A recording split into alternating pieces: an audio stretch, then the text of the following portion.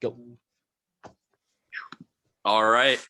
So we are finally back here. If any of you guys are listening, you probably follow some of the orgs that me and Michael play, and we've been very busy with playing and hosting.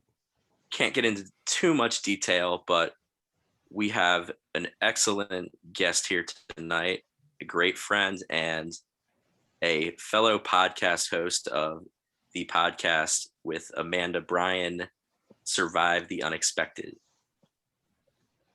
How you doing, Frank? I'm doing good. This has been in the works for about 2 weeks now, so Probably. very excited. Probably a month, because whenever we had Biggs on, we said we were going to have you next, and that was like 3 weeks ago at this point. Yeah. And we've just been so busy and preoccupied with everything, with orgs and work, and it's just a lot, but we're glad to be doing this tonight because I totally understand. This is finally nice to be on a stress-free Zoom call where we could just talk about our passion for Survivor and how we started playing and stuff. So my first question for you is, how the hell did you discover this crazy world of orgs that we all have? So it was the Survivor fan jury page. Okay. I was in the Survivor fan jury page, and Sid from SOG posted a post of who wants to play online Survivor. So my ass was like, me? What's this? This is a thing? So I commented, and they sent me a message, and I went from there. So, All right, so when was that? How long ago? A little over a year now.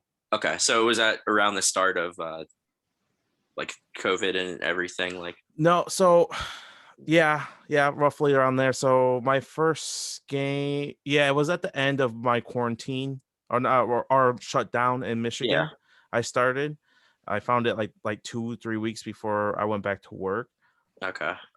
Then I started. My first game was a Big Brother game, and then it was a Survivor game. At first, I started with minis. Then I went to the full length. And do you like Big Brother games or Survivor games better? Because I've never played a Big Brother game. So I've only played mini Big Brothers and my very first one. That's it. Okay. I have not played any other Big Brother orgs, and I really want to play another one because it's been so long.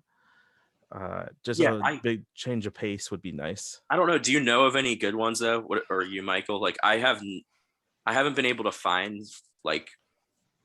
I know Big Brother Online, I heard was pretty good because I have friends who played that one. The only ones I really know played are that one and ETU used to be a Big Brother game, but it's not anymore. So those are the only ones that I. Big Brother Hometowns, really I heard is pretty good. Okay. And I think Home Isolation, and I think that's or not Home Isolation. Home Isolation Survivor. Yeah. Yeah. Instinct. It's a Skype game. Okay. I know that's a Big Brother game. So it's on a list. Whenever I get back into playing, maybe I'll play Big Brother org and see what happens. You're in retirement right now, right? Yes, I'm in retirement. So I'm enjoying my time in peace, stress free. So I might be in hiatus soon too. I don't know about Michael, but definitely gonna need a break. It's so much when just these games they take so much out of you. And going into playing, like when I first discovered orgs, I never would have in a million years thought it took that much effort, but people really bring it. Like the last 5 games have been really intense for me. So yeah. My first game was not really that, like I played Broski as my first Facebook game. Like that to me was like not that much time consuming.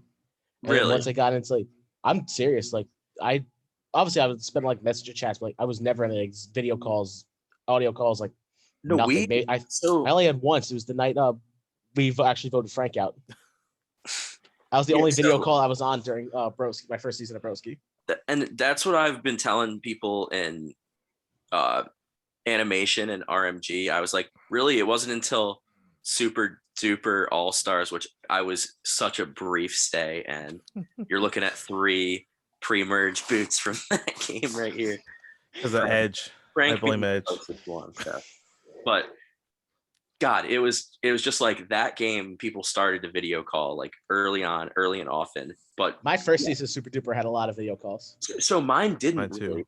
I called Lynn and Katie sometimes, and that was it mainly. But as far as I remember, we mainly just messaged like all the time. But I'm pretty sure Vreeland and Tony told me that I started the trend in Super Duper season 2. It was a lot on my season. Yeah, I did it a lot with when I did it early on with my alliance that I pretty much like developed really early on with Michaela and Wayne. I video called with both of them, and we hit it off instantly. Mm-hmm. And so that's a way I use to help like show the human side of me. Like with Wayne, me and him have kids. We bonded over our kids. Showed him my kids. He showed me his. We bonded over football. He showed me some of his football stuff. I showed him some of mine. So things like that. And being someone that came from playing on Twitter where the people weren't really that personable at all. Like they didn't want to get to know you. They just wanted you to vote how they did and vice versa. And then they wanted your vote at the end. And it's like, now I think in a game that I'm playing, I've realized you actually have to personally take the time to get to have like real conversations with people. Like if your talks with someone are 100% just strategic talks, it's not the best thing. I mean, it's the way it goes sometimes, but you really know you have a connection with someone when it's not all just game talk. Yeah. But I like that so much more about Facebook. It felt so much more real. And I know you never played on Twitter, but I don't recommend it. Yeah, don't do it. There's nothing good about it. Maybe I'm lucky the 2 Twitter games I played were pretty good. They would, Frank, how old are you? You're like what? You're 28, 29? Yeah, 28. Yeah, they would think me and you are like the old guys there. Like I'm 26. Like Tony, besides Wayne, when we played, Tony and Vreeland were the oldest ones besides Wayne. And Wayne was way older than everyone else. When I played I played 3 Discord games. My second one was awful. It was like me and a bunch of children. And I got called so after you get voted out in the pre-merge, I was voted out pre-merge. You could see like the confessionals after you're voted out and after the game's over. And I got called the middle-aged man and creepy and all this stuff because I asked this person where they're from. I got called creepy. I was like, they're like, this creepy middle-aged man wants to know where I live. Oh. So I didn't ask for your location. I just want. He's like Houston. I was like, oh, are you Houston Rockets fan? He's like, eh. So it's like things like I was trying to do that. And yeah, it's like I won't get into it too much, but in animation, I won't say who it was. But someone pre-merge, I asked them like, who or where are you from? And they just didn't answer it. Like they answered with something else. And I'm like, I don't think it's a weird question to ask where they're from at all. Right. Like, especially if we're all adults here. But like you said, I did hear about Discord being like wacky. Like someone I had played with recently told me they played on there and they said there was like some like 16-year-old trolls like playing that game like recklessly, just calling people nasty shit. Like I played 3 games. 2 of the games I've enjoyed. The third one I did not. Like the second one really took me away from playing Discord orgs. I came back for the All-Star season of the first one I played. I haven't played another one since. So how does that work exactly? If you want to explain, because is it all? There's no messenger, or can you use messenger still? And no, so you can DM somebody directly on Discord. Yeah. And if you want to create an alliance chat, you just ping the host and they create the chat for you. Okay. And then you can talk in the alliance chat. You can talk privately. It just all depends. Mm-hmm. So it's similar to Facebook. Yeah, it's similar. The challenges are way different. There's no cups. Don't have to worry about fucking cups. No stacking solo cups, putting ping pong balls on top and trying to pick them up. No, I have never touched a ping pong ball or a cup playing Discord. I can tell you that right now. So what kind of challenges did you have? Like puzzles, a lot of like a caller, like you're blind and you have to have a caller and tell you to go right, down, up. And believe it or not, that is a struggle for some people. You think the challenge is easy, but you see some people that struggle really hardcore with it. I played one where it's like you have like spaces in the map and you're trying to take up as many spaces as you can and then last person standing gets immunity. Things like that. Touchy subjects is still a thing there. Yeah. Things like that. So now that we're talking about challenges, Michael, we can all answer it. We can all get into it, but I want us all to talk about it. What are some of your guys' favorite and least favorite challenges in orgs? I think my favorite's probably one of Frank's least favorites. What's that one? Tony Vreeland's challenge on Super Duper. You stack the solo cups, put the pin by ball on top, and just pick it up. One. I hate that one. Oh, I love it. I'm actually good at it. That's why. No, you're very good at it. You put them like right to like. It's not against the rules, but don't you put them close? Like most people go out like that, but you always like. I picked them up like closer. I put them on a little tray in my living room. And I just like picked them up, just back them up like right here. It's totally. I'm like, it works. Mm-hmm. All right. What's I want it once there, and I want it once in Rourke had to have them hold out like this. Yeah. And I won. What's your least favorite? Ugh. I have a few.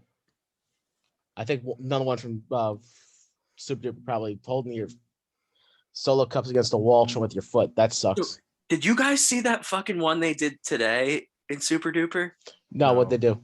So the one with the plate and you have cards and you have to throw the card and get it on the plate? That was one of our edge challenges. Yeah. That's just impossible. I didn't even try on that one. I didn't try it either. I got a minute and like 30 seconds on mine. I literally don't know if I could. And I came in second to push card. I don't think I could do that. Like I would have to get so lucky. It took me forever to try to get a time like that. Oh God. All right, Frank, what about you? Favorite challenge? I love touchy subjects. I think it's so much fun. It's my favorite as well. It's so much fun. Even if I get like shitty things, it's still fun.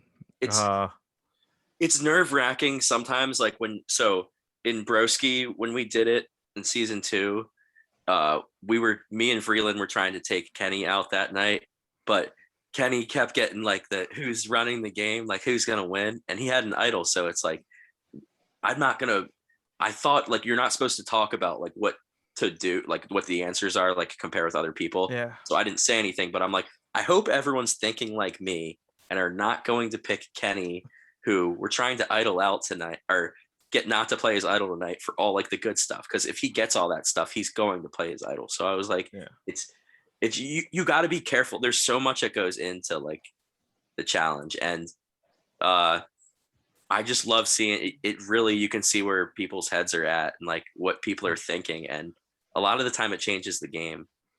We played it in SOG where you had to cut like the coconuts. Like, so we had 3 lives. And if you got one right, you got to chop somebody. So my ass didn't answer right for like the first 5. So no one was chopping me. And I just like, oh man, I'm dumb. And so it came down to me, Ayla, and John, my final 3, and Ayla would have chopped John if I didn't answer correctly, but me and Ayla both answered correctly, so she chopped me and I just chopped her, so John won immunity. But yeah. But so it was fun though. I don't know if I like it better with the chops or without. It's kind of like I think it's a good change of pace. I feel like if every org did just the touchy subjects, it'd get stale. Yeah. But like, don't you wish they would have had it on more seasons of Survivor? It's only been how many seasons have had it? Let's go through that. One Worlds was the last time I think I saw it. So One World had it. I'm thinking, Panama had it. Mm-hmm. Micronesia had it. Micronesia had it. Did Tocantins had it? Tocantins had it. Did Cook Islands have it? A lot of the teen seasons did, I want to say. It should be a staple. Fiji had it. Yeah. It should be a staple. And if they don't want it to be every season, just do every other or something like that. Or it should be like they should once a cycle. A cycle. They should have like 4 or 5 staples and just rotate them in and out. Yeah, I think that the auction should be a staple too. But yes, they should. The way they fix it is that they put the advantage in the middle and they don't announce its advantage. No. Yeah. Here's how you fix it. You don't put an advantage in. At all. At all. Just for fun. It's all just food, and then everyone's sitting there waiting for the advantage. Like, all right, the auction's over, and they're like, what? I'm like, nope. I think nothing. If they hit it on like one of the food items, and like you have to try to like you stuff in your face, and all of a sudden you're like, oh shit, I'm eating the advantage. That'd Like, be fun too. There's a note in here. Like just like the merge feast, like when they find like the idol clue like at the feast, or like some sort of advantage like just in the food. Right. It makes sense. I believe I think Joe found one in a bottle at a reward. Yeah. I think it was his first season. I believe that was it. He's seen it and he's like, hey, can I have that? Well, he found it, and then Tyler kind of like, oh, yeah, I want that. Looked at it. Yeah, I looked at him like, Yeah, so or I think they could have it first. I think if the advantage was first, it wouldn't be as bad either. I like what you said about the middle, but having it last is the biggest, dumbest waste ever. It's just like everybody who really wants to win is just gonna hold out for that advantage. I just don't think they should announce it. Yeah, it should just be random, and that's why it's the risk of the auction. You don't know what you're bidding for half the time, so just keep it on a tray and be. If you want to say, "Hey, so and so just won an advantage," that's cool. If not, just don't. You don't have to tell them. Yeah. So I just saw. I saw a rumor, and it didn't come from like Martin Holmes or anything. It wasn't like a confirmed source, but there was a rumor that they're going to have the auction back on this season. But I'll believe it when I see it. Yeah. I don't know. They got to give us something for 29 days or something like that. 26 days. I heard. Yeah, that's right. That's right. I'm so upset about that. Yeah, but do you think we're getting any less episodes? Because I don't. I doubt it. I think it's gonna be the same amount of episodes. It's just, I think it's only gonna be for these 2 seasons coming up because of like COVID and like budget restrictions. Like, and I feel like once next year when they go back to them, I think it'll go back to 39 days. I hope. Yeah. Well, 42 is on a standstill right now because of everything is going on. Yeah, but so I know back in the day, so now how they film seasons, like they're supposed to film like 41 and then 42, like just a couple weeks later, like they don't take much time off, but they used to just film like one in the spring and one in the fall. And like, if they wait till film 42 until the fall, they can still get it aired by February. I think like probably especially if it's only 26 days. Yeah. Like, I'm sure they have it like December to get it filmed. So what do you guys think of the no theme for this season? I like it because I hope that means there's no stupid twists. Well, I don't think there will be, but it's just gonna be called Survivor 41, like, which is, I guess it's fine by me. I'm not happy about it, but it's like I'm not upset either. I think they should use this as like a back to basics. Less advantages, less idols. It's too much nowadays where there's so many idols, so many advantages.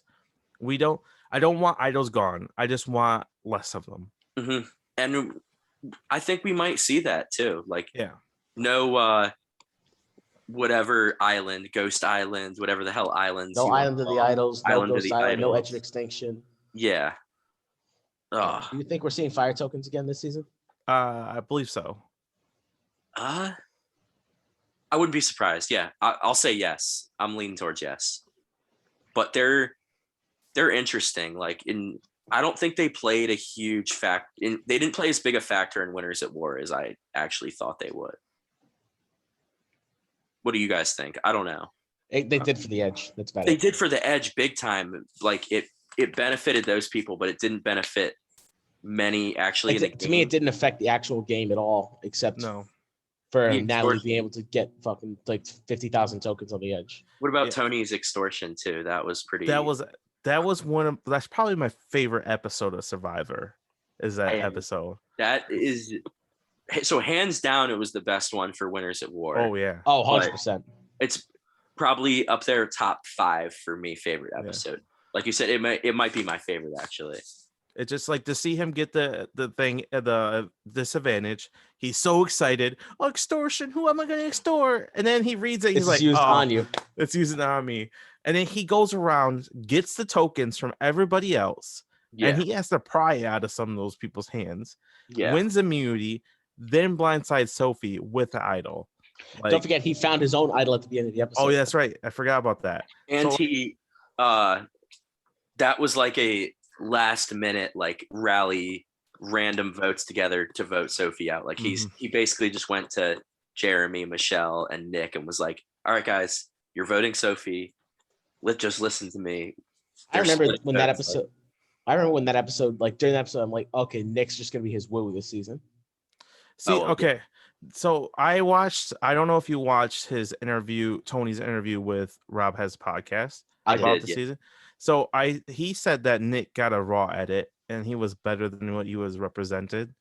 And that sucks to see because like if he was a true like closer to number 2 than they actually was presented, we kind of got robbed of that. But I think Edge took that representation away because Edge took up so much time.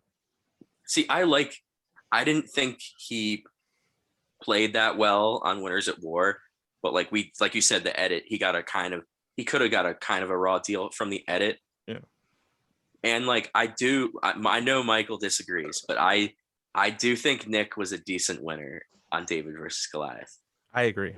I don't think he was bad at all. Like I don't think he's a great winner, but he's not a terrible winner. He made some mistakes, but he did exactly what he had to do to win. And I mean, on a season with so many like good players and like entertaining personalities, he basically it helped him because there were bigger threats like in his way at like final 7, final 6, final 5. But he won a bunch of immunities at the end too. I tell you right now, David versus Goliath gave me such jolt for Survivor again because there was a few seasons that were kind of so. So do you not? So let's go through, I guess, just the seasons around the 30s. So I know you love Second Chances. Yes. That's your favorite, right? That's my second favorite. Second favorite. All right. Yeah. We'll get into your favorite later whenever it comes around. But so then I think Co Wrong and Millennials Gen X are good. Yes. Game Changers, And then Heroes, Healers, Hustlers, And then Ghost Island, I think, is a little bit better than it gets credit for, but it's still not a great season by any means. Yes, it was Millennials versus Gen X was a really good season. Call Wrong was a good season. I just don't like Michelle as a winner. She's so clueless throughout half the game of both her games she's played. Like I tell you right now, we need a gif of her doing this at Tribal. Because that's what she does all the time. She has no idea what's going on. And it just baffles my mind how people are like, Michelle's great. No, she's a second place player. That's what she is. Yeah, I like Michelle, but yeah, Frank said it. Frank told me this a few weeks ago. He was like, she plays the perfect second place game. Yeah. Well, so my thing is she's Amanda Kimmel with a better final tribal council, I think. I'll give you that. Yeah. I don't think Michelle's a terrible player. I just don't think she shouldn't beat Aubrey. Aubrey outplayed her. Aubrey was great. Majority of the merge. Yes, Aubrey called break because Neil got medevac and she was probably gonna go there. Yeah. But she did catch not a break, losing her goat at 4, 5. and then 5, and then she got, because of that twist of removing a jury member was added, not because it was originally planned. It was added because Joe got medevac. So Michelle wins that challenge, takes Neil out, which was a vote for Aubrey, guaranteed. And he was going to preach her case to the jury members. So like she kind of got unlucky towards the end game. Yeah. And I don't know. I think that this is what I've heard, and I think it's definitely true. I'm personally, if I was out there, it would have been a toss up. I have a very hard time deciding between Michelle and Aubrey, actually. But that's fair, I guess. But apparently Scott and Jason were really just bitter that a younger, like nerdier girl outplayed them. And they I guess they got other jury members to buy into it. Well, it was a 5-2 vote. Yeah. It shouldn't have been that landslide. But they swayed the jury a little, I think, with that. Oh, for sure. They're a very strong personality. So they showed that throughout the season, that dominated the tribes they were on, and the screen with how arrogant they were, brash. They were something. Yeah, they definitely were. So I didn't completely hate Jason because they showed you kind of like a soft side with him, like him talking about like his daughter and stuff. And I didn't think he was a bad guy. He was just the bad guy on the show, like the villain. But I actually really didn't like Scott. I thought he was just a dick. See, I'm kind of the same. Like I actually liked Jason when he played, and I would actually love to see him play again. But Scott was kind of See, so I think Jason, he's someone I wouldn't mind seeing play again, but there's so many others like that from kind of recent seasons. Like, let's do this. I'd love to do this. So let's go top 5 male and females that you think deserve a second chance. Oh, okay, well, I just did this list not that long ago, so I got some. Yeah, I've done it a bunch before. So did you just do this a couple days ago? Yeah, Dominic for sure Okay. deserves a second chance. He should have won that season. He played better than Wendell, and I'll stand by that. I'll stand by that too. Hayden Moss, I don't know why they haven't brought that man back. It's crime. He literally forced a rock draw at 6 at Tribal.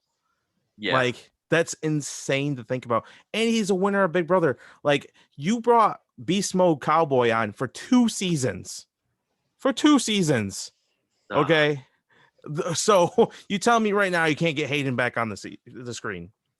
I'll have thoughts on that in a second. All right, let's hear the rest. Okay, so Rodney, I think Rodney's great. Oh my We're so on the same page here. It's not funny. I think he played a really good game, and he's a great character. So I would love to see him play. And he had a good shot to win if he was in the end. Like, if Mike Holloway didn't win all those immunities and play idle, he probably wins the season. He probably wins. He was in control without people realizing he was really in control. Mm-hmm. The reason why Joaquin got blindsided was because Rodney had so much power. Yeah. So I think Rodney deserves a second chance. Ryan, I know this is probably not a big one, from HHH. Okay. I think he played great. To me, I think he gets overlooked in that final 3. If Ben's not there, I think he played the best game. Who's take up the 3rd spot? Devin and God, I'm drawing a blank for her name. Chrissy were only aligned because of Ryan. Yeah. He brought them in from both sides. He said, hey, I'm with this guy. Hey, I'm with her. We're together now.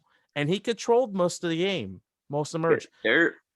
I mean, Ryan didn't get a lot of respect, but I do think he was underrated. Yeah, he played a good game. I would not have voted for him if that was the final 3, but I would have voted for Chrissy. I would have voted.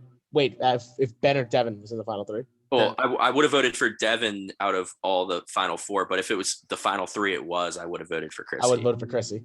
Yeah, but I could see if you would have voted for Ryan. I would like to see Christian play again too. Okay, that rounds up my top 5 for men. Okay, we'll come back to the women. All right, Michael, go ahead. I would go Dom. I do have Jason in my top 5. Oh wow, Christian. And he's just like, I feel like he was a good player for as much as like a big personality he was. Like, yeah. Jay from Millennials Gen X. Okay. I forgot Jay. I left Jay off. And My Devin apologies. from HHH. Okay. So we're talking. We're just doing 30 seasons here, right? I'm doing 30 seasons. Yeah. Okay. I put Hayden on, so he counts though. He's close. Okay. It's close enough. I think he was like 27. 27. Yeah. I will say, my number 1 is on Frank's list also, and I have no clue how he hasn't played again, but that's Hayden Moss. And Hayden Moss was the best player on Blood versus Water. And I feel like he was on they were going to put him on the ballot for second chance. And then they were like, oh, wait, well, he's played Big Brother before, so it's not really a second chance. I'm like, that's but then, like you said, they had Beast Mode back, so it makes no sense. All right, so I'll say Hayden. I'm also going to say Rodney. I freaking love him. I think he plays a very similar game to how I like to play when I play. So I see that. I try not to be like, some people think Rodney's an asshole, but I really don't think so. I think he just kind of got a little bit of a villain edit. My number 3 is, everyone liked Christian the most from David versus Goliath. I like Davey personally. Davey. I thought about Davey. I thought think about Davey as well. Is there, and I think he would have won that season if he got to the end. I think he's a great character and a great player. To be fair, I think any of those Davids, if they got to the end, would have won, but instead we got fucking Nick. Yeah. It was the worst out of all of them. All right, and then I'll say Dominic, like you all said, obvious reasons. He was the closest to winning ever. I mean, it was literally a tie vote. And I mean, that screams second chance, I would say. And then fifth one might be tough. I'm trying to think. Oh, give me Jay also. I'll go with Jay. I really liked Jay. Jay is a good one. We might not see him anymore because he's big on like MTV now. Yeah. I think the challenge won't hold him back, but he did shows like X on the Beach, and he was a madman on that show because I watched it. So I think that might hold him back from playing Survivor again because CBS takes their game really seriously. All right. So let's get into the woman, I guess, now from the 30s, just second chance. Okay. I would do Gabby.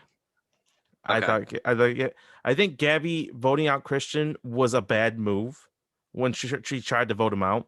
Yeah. I think if she takes him out at like a 6, that's much better because as long as Christian's in the game, Gabby will not be targeted. Christian will be.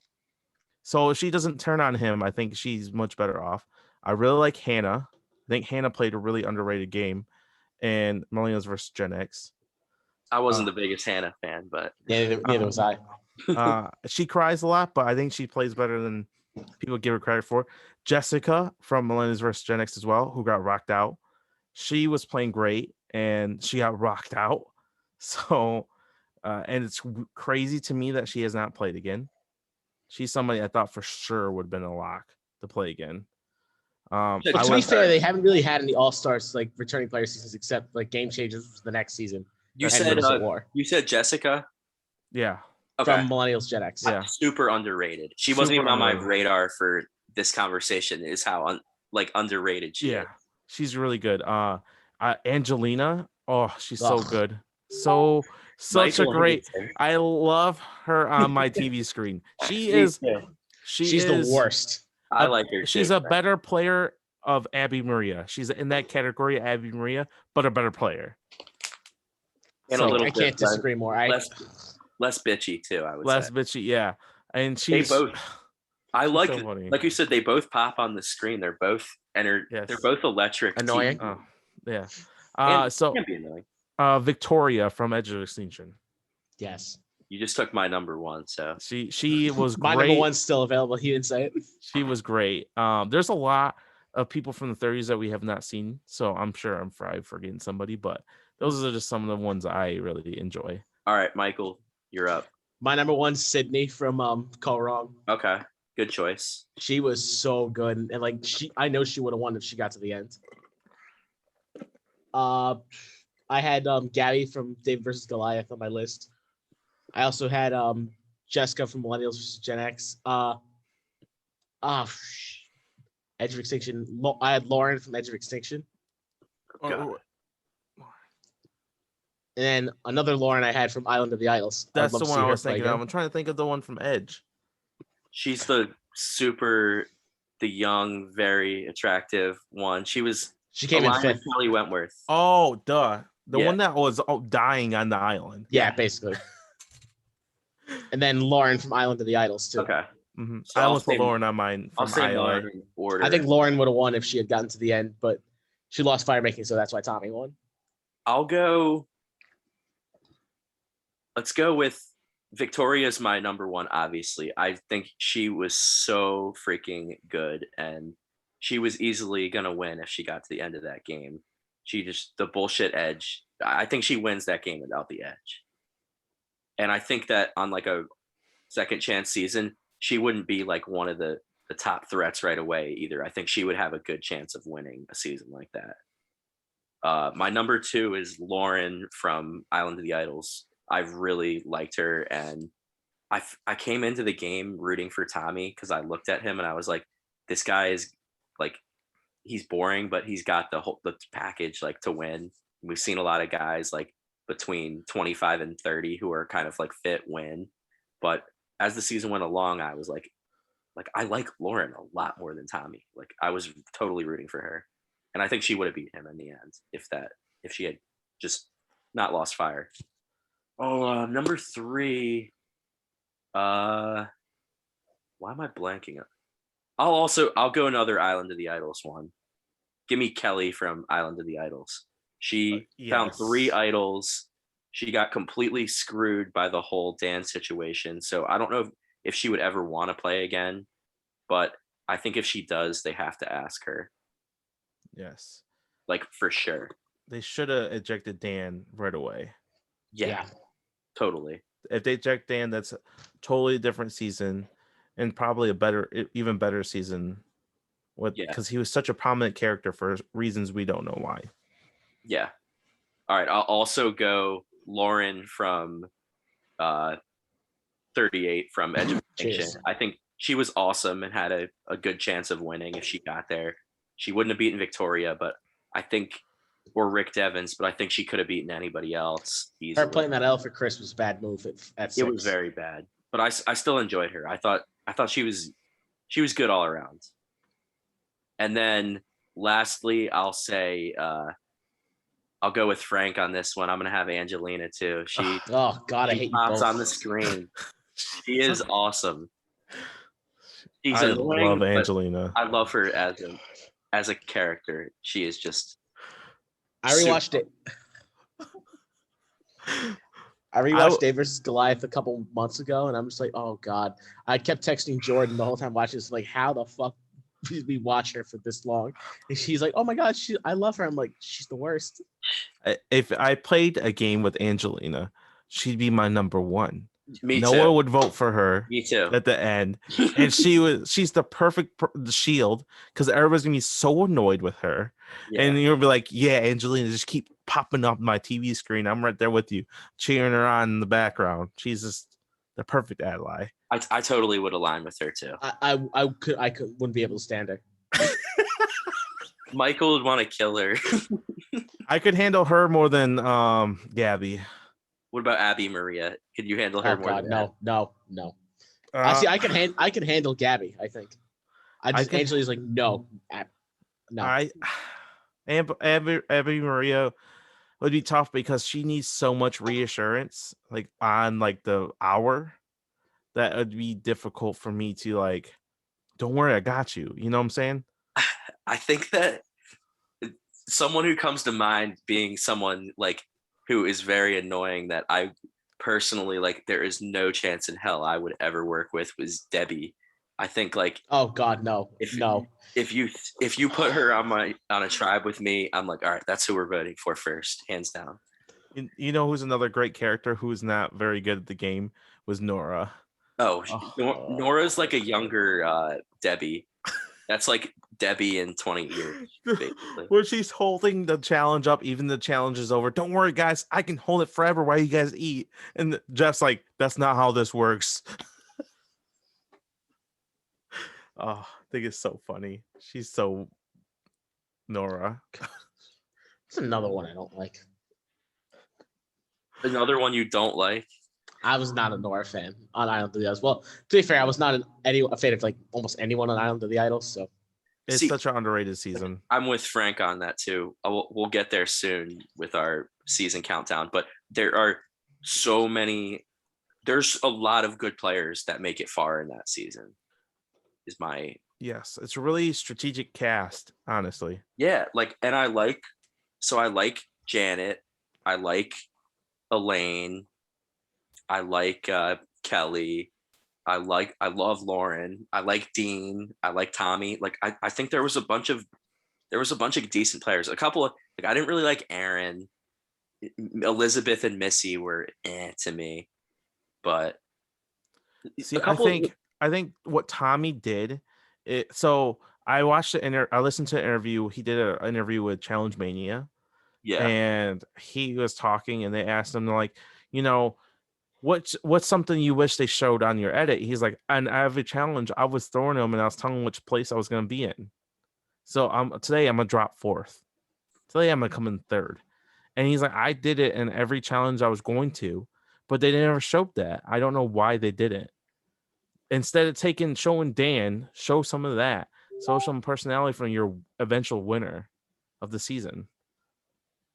Yeah, Tommy he got kind of a raw deal with the edit, but like it didn't show him not playing a good game. They just made him super boring, is what I think. But super boring. But like if you see like Tom, I'm pretty sure Tommy would be a cool guy in real life, like to hang out with. Like he seems like a normal dude. Like so I just don't know if that was just his strategy. He played it off perfectly. Did you watch any of the Sequester minis that the Survivors and Big Brother played?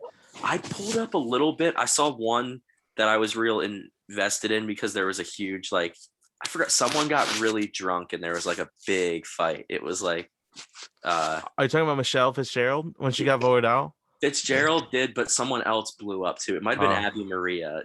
Oh, okay. I didn't watch the first one. I watched that one. So Michelle Fitzgerald was voted out and was in the jury. Well, she had like Dean, Tommy, and everybody over there. They were all drinking behind her, living up. She's taking shots with all of them.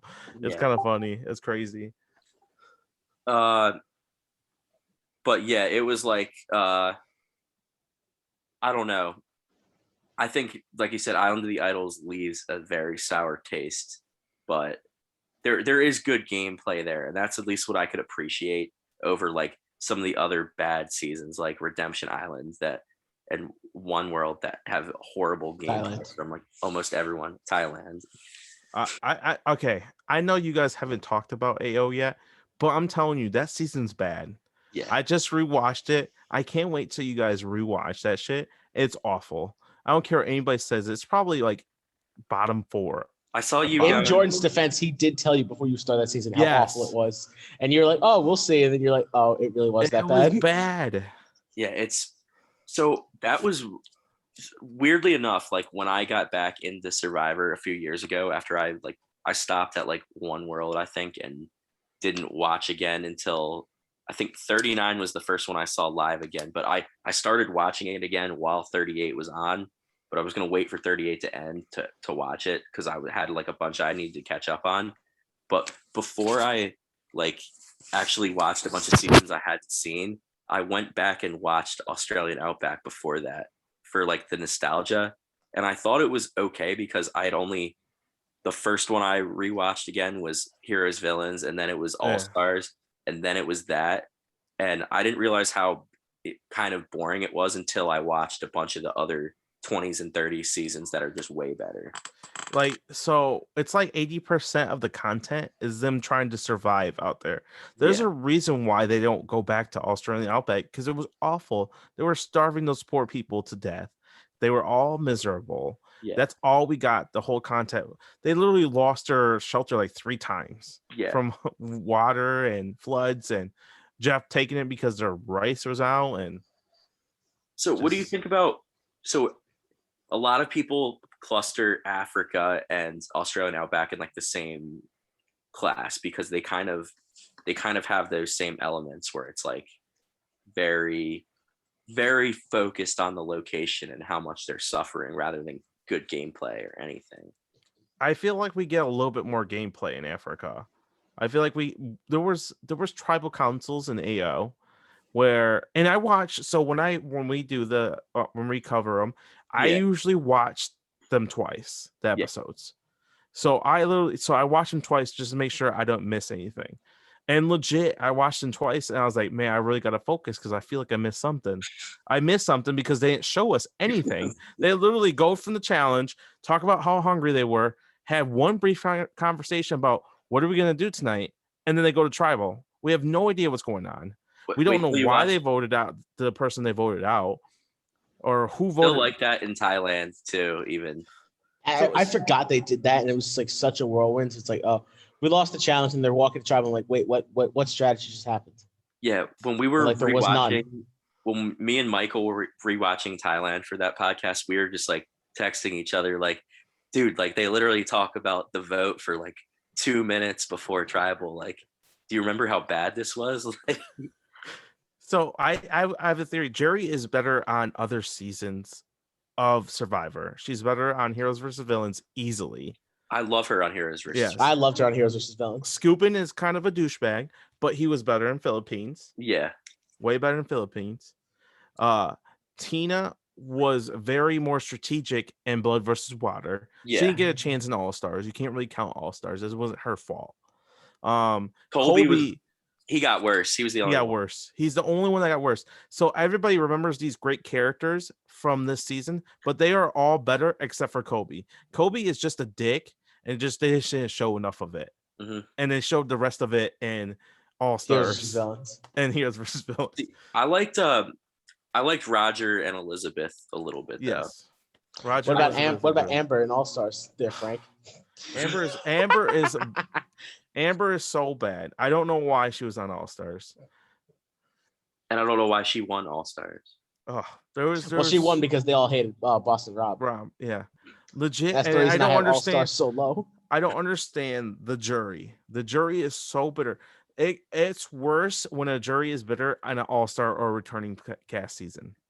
Because it makes you look like a bunch of pussies. No offense, Lex. You're a fucking pussy. I don't care what anybody says. He was a big crybaby because Rob promised me things but didn't keep it. Boo-hoo. Shut up. What did Lex do to Ethan? Like the same thing. Yeah. Right. Somebody that was clearly on his side and he cut him for what? Yeah.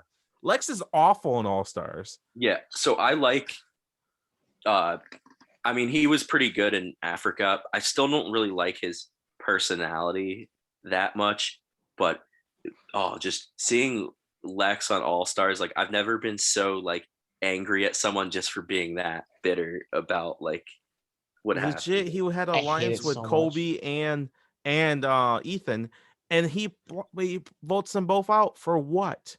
How does that benefit you in the game? It doesn't benefit you in the game. You're still pre-merge. You're not even at merge. Like, wait to merge. And then he gets there with no numbers because he's voted out all his allies. And then he's mad because Rob doesn't take Rob's word. Yeah. And then Big Tom is mad, but he was trying to vote out Boston Rob that round. The round prior, one of the two. I can't remember exactly. So it's like, why are you angry because he beat you to the punch when you were trying to do the same thing? He's also a dumbass for fucking saving Amber and like actually believing Rob. Right. I still can't believe that he did that. Right. And like, Jerry's still despised at that point. She's the goat of goats right now. Yeah. Still. Like Jerry's totally different in Heroes vs. Villains, but in All-Stars, nobody's gonna reward Jerry for the $1 million. Yeah. Lex totally deserves what happened to him for doing that. Yes. Yeah, he had it coming, and God, I think that season showed like there can be super bitter juries. What other seasons do you think bitter jury? Samoa. So that immediately comes to mind. Heroes versus Villains. Heroes versus Villains. Heroes versus Villains too. Yeah. I don't know. There's not too many. Ghost Island kind of was bitter. There were some bitter votes against that. Sebastian was really bitter. really bitter. I think it was a bitter jury though. Yeah, Donathan, there was bitterness in that jury, but I wouldn't say overall it was bitter. Yeah. I wouldn't say in Edge of Extinction they were bitter. Like that's why Chris won. I just don't think Chris didn't win because of a bitter jury. He won because he had however many days to butter up to the jury. And Gavin wasn't that great either. Gavin didn't even meet half the jury. Yeah.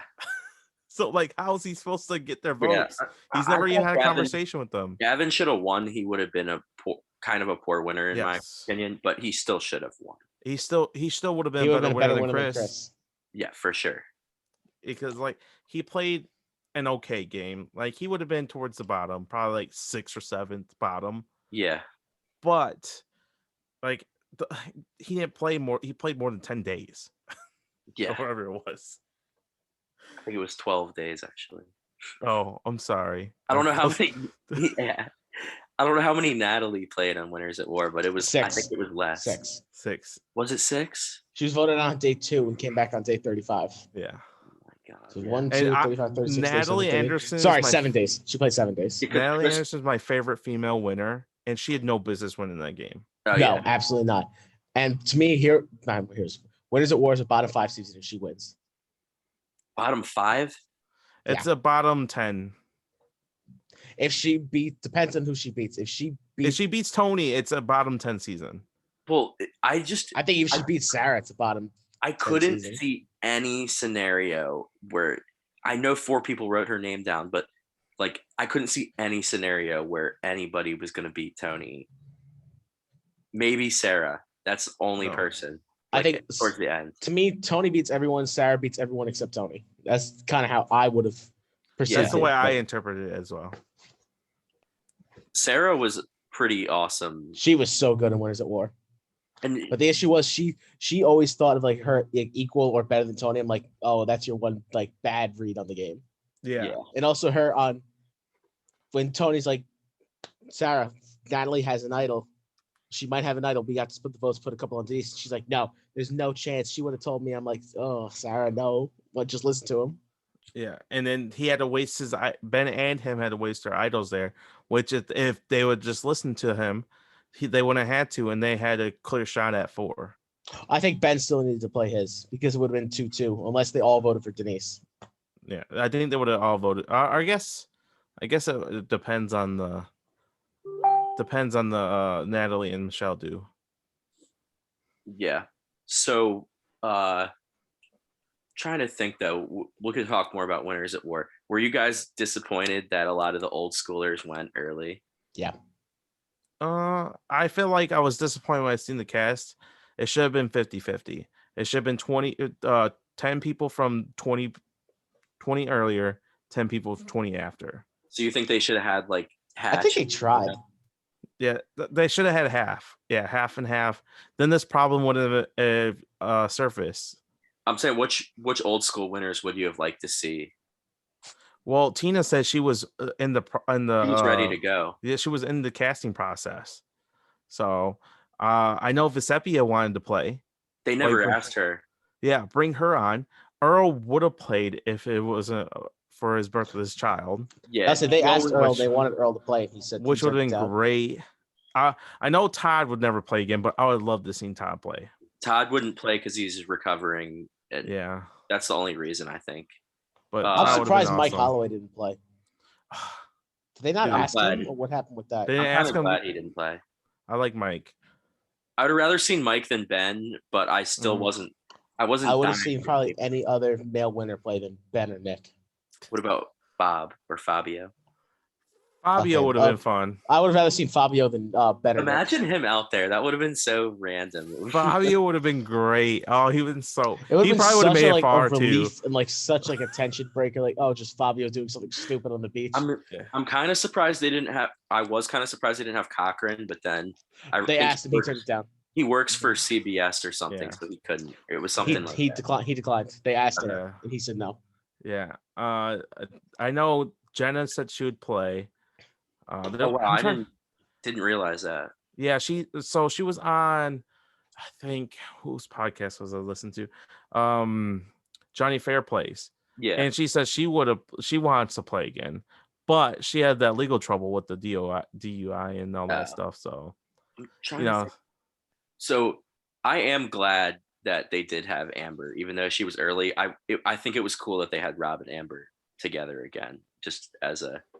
So my problem with the tribe dynamic is why if you split up Rob and Amber, why don't you split up Tony and Sarah? Why don't you split up Natalie and Jeremy? Yeah, it's a real easy. Send Natalie over and take Sarah over. I was just gonna say swap Sarah and Natalie's tribes.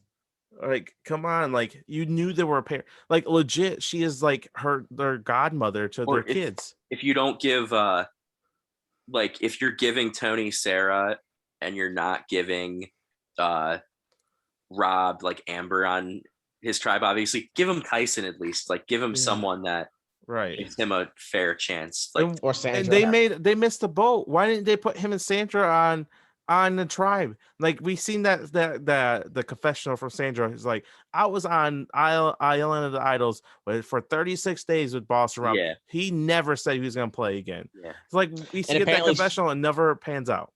Apparently Rob knew that Sandra was playing again. Mm-hmm. But he denied it. Yeah. I think he was waiting for Amber. I think what happened was, like, if I remember correctly, like when they asked, because they came and asked them both while they were on the Island of the Idols. She said yes, he said no. And then I think eventually got him to play, but they're like, I'll play, but only if you bring Amber back. And then once she agreed to play, they both played, but she never told Sandra that they were playing. Rob probably had like such a high appearance fee just to get on that season. The money the two of them probably made from being on Winners at War was probably ridiculous. Because obviously whatever they both get, it's gonna be together. So it's like, right. It's a bonus. It's like, dang, I wish I could have done that. Rob basically just made a career off of being a Survivor player now. Like well, if you remember what Tony said in his interview with Rob, he was like, I wasn't gonna play, and like they really raised the appearance fee. So he was like, okay, I guess I'll go play because I want whatever. And he won. I figured Tony would be there, but I did think he would. I thought Tony would be there too. I thought he'd be a pre-merge boot. So I did 2 Survivor drafts. Tony was drafted second to last and last. See, it's weird. Like I don't have like before I started playing orgs, I didn't have any friends who like loved Survivor. Yeah. So I was kind of like stuck doing everything myself. Like that's why I can't wait till the new season starts. I feel like I'm a lot more like fantasy stuff to do. Yeah, we could do some sort of draft. Yeah, we could do some sort of draft. I think me and Amanda talked about recording it and like posting on our page and everything. That'd be cool. If you guys want to do like a crossover, like fantasy draft, we each get like a certain amount of picks. That'd be cool. It's a cast of 20.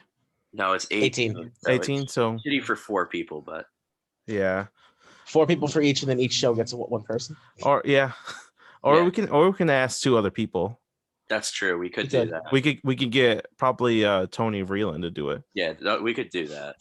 We'll figure something out. Yeah, something. But something fun. Have you? So you guys looked at the cast at all? I did. Yeah. Yes, I have.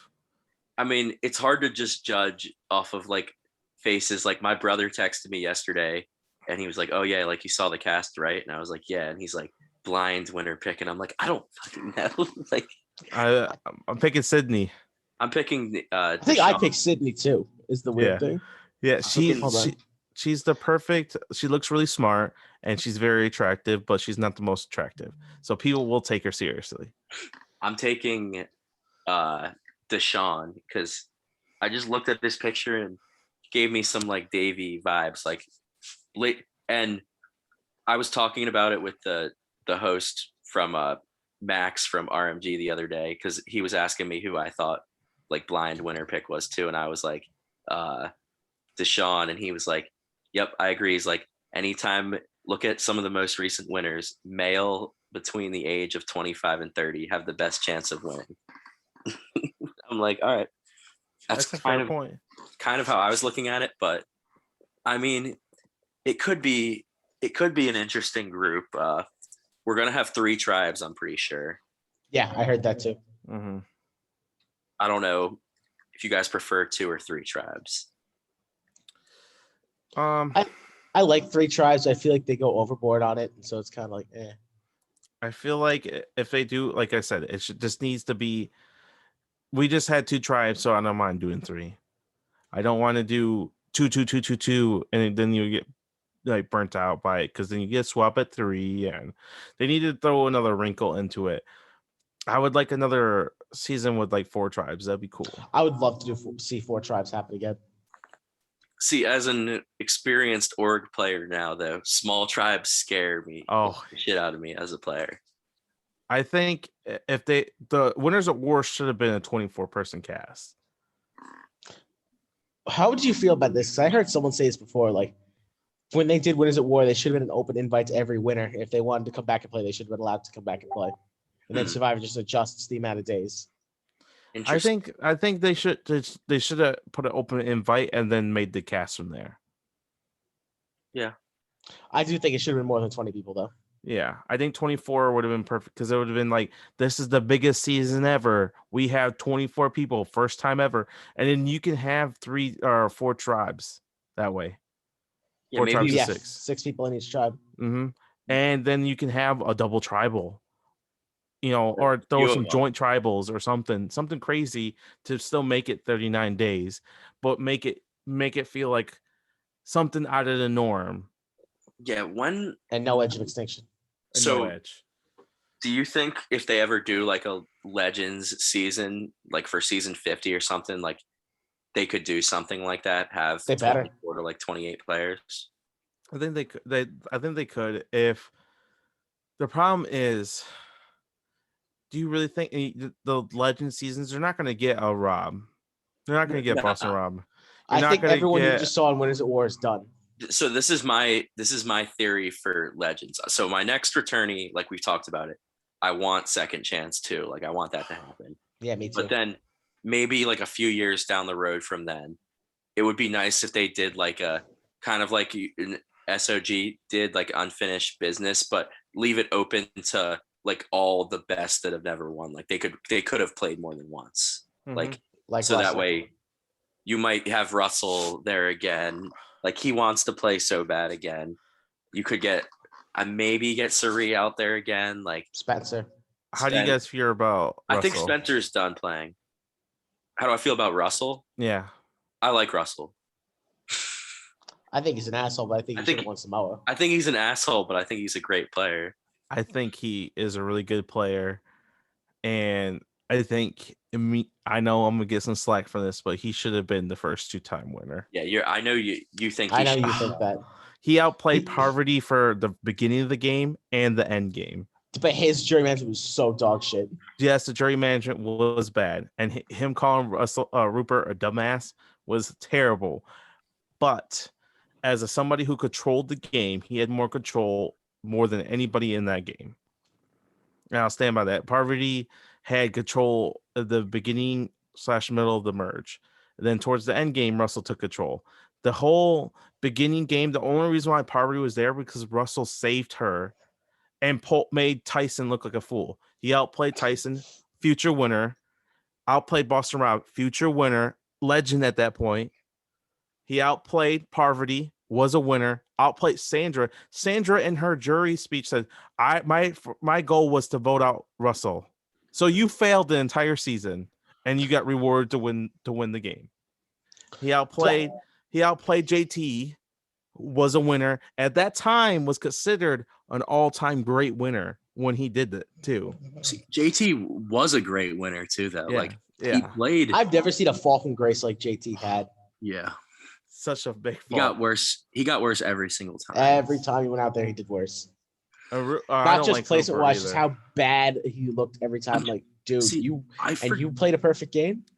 What did he do in Game Changers exactly again to get himself voted out? I'm trying to remember. He blabbed to Brad that they were voting for Sierra so they could play the idol correctly and get rid of Malcolm.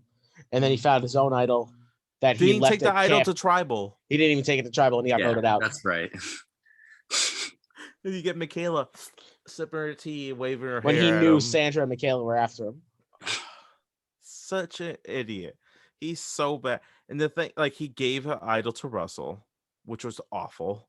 Why are you giving your idol to anybody that you had no conversation with? And I'm like, I was going to say that's literally a horrible move. Like someone you've never fucking met, no chance. You don't give an idol to someone you've never met. It's not like Stephen Fishback's on the other tribe.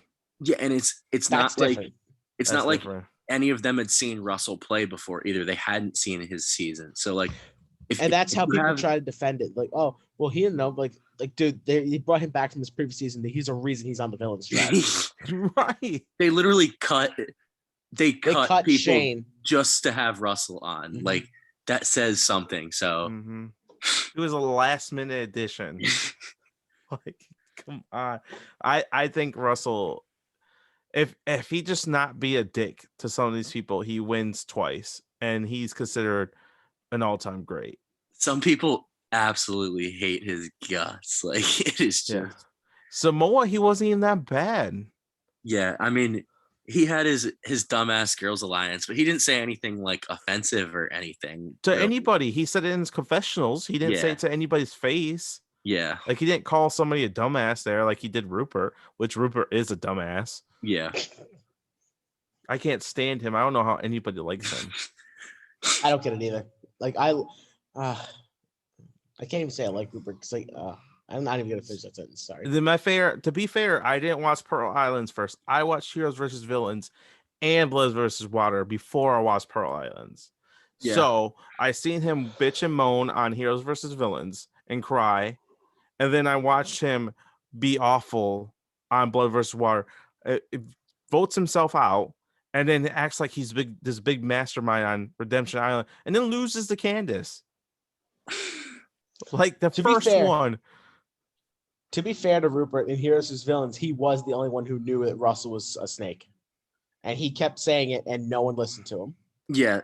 Rupert, I think that might have been his best game, actually. But I don't think he played a great game on any of the seasons he was on. Well, Sandra tried to say, hey, I want to flip, and then he wouldn't believe her. Kobe wouldn't believe her. Rupert was skeptical. I'm like, Rupert, you were just played with Sandra. You guys were like really close allies. Like, how do you not trust her?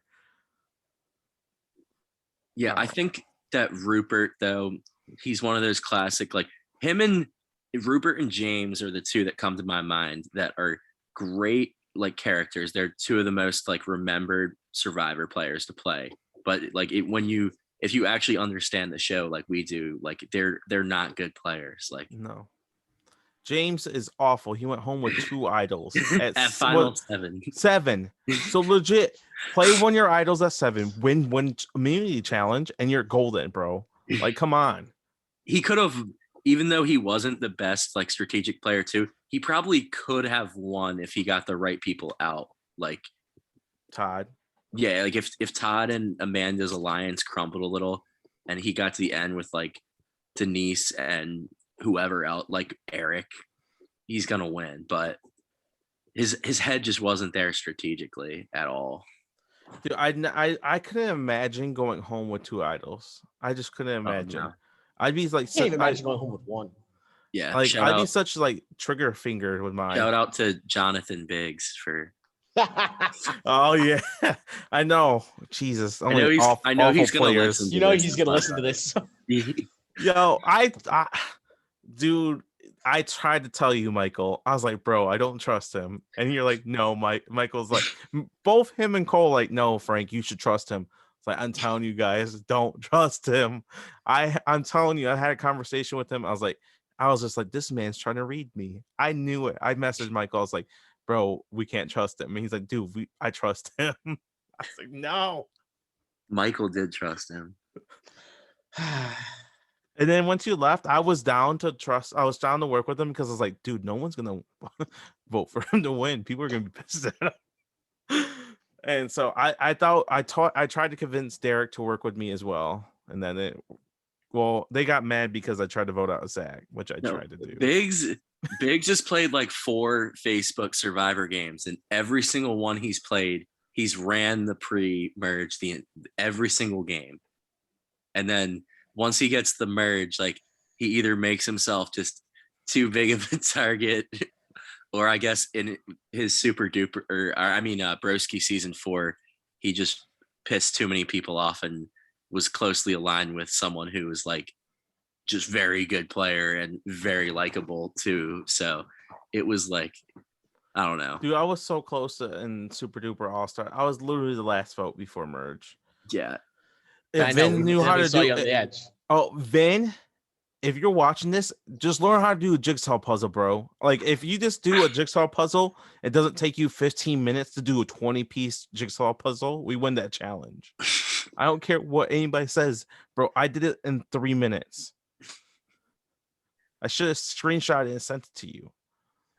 I didn't think it was gonna take you that long. Dude, in my last challenge for RMG before I was voted out, we did you had to go against the host. You had to choose from like 3 different things. Like one, you could go against Max and push-ups. One, you could go against Will and like a word search, or one you could go against Sam and like a slide puzzle. And Sam did the slide puzzle in like 46 seconds. It was like nobody was gonna fucking beat him in that. Like I chose the word search and we still all got crushed. But like it was interesting because a lot of multiple people could have won immunity, like if they had just beaten the host. Like literally it was a possibility that everybody could have won immunity besides one person, and that one person would have been automatically eliminated. But only one person won immunity. One.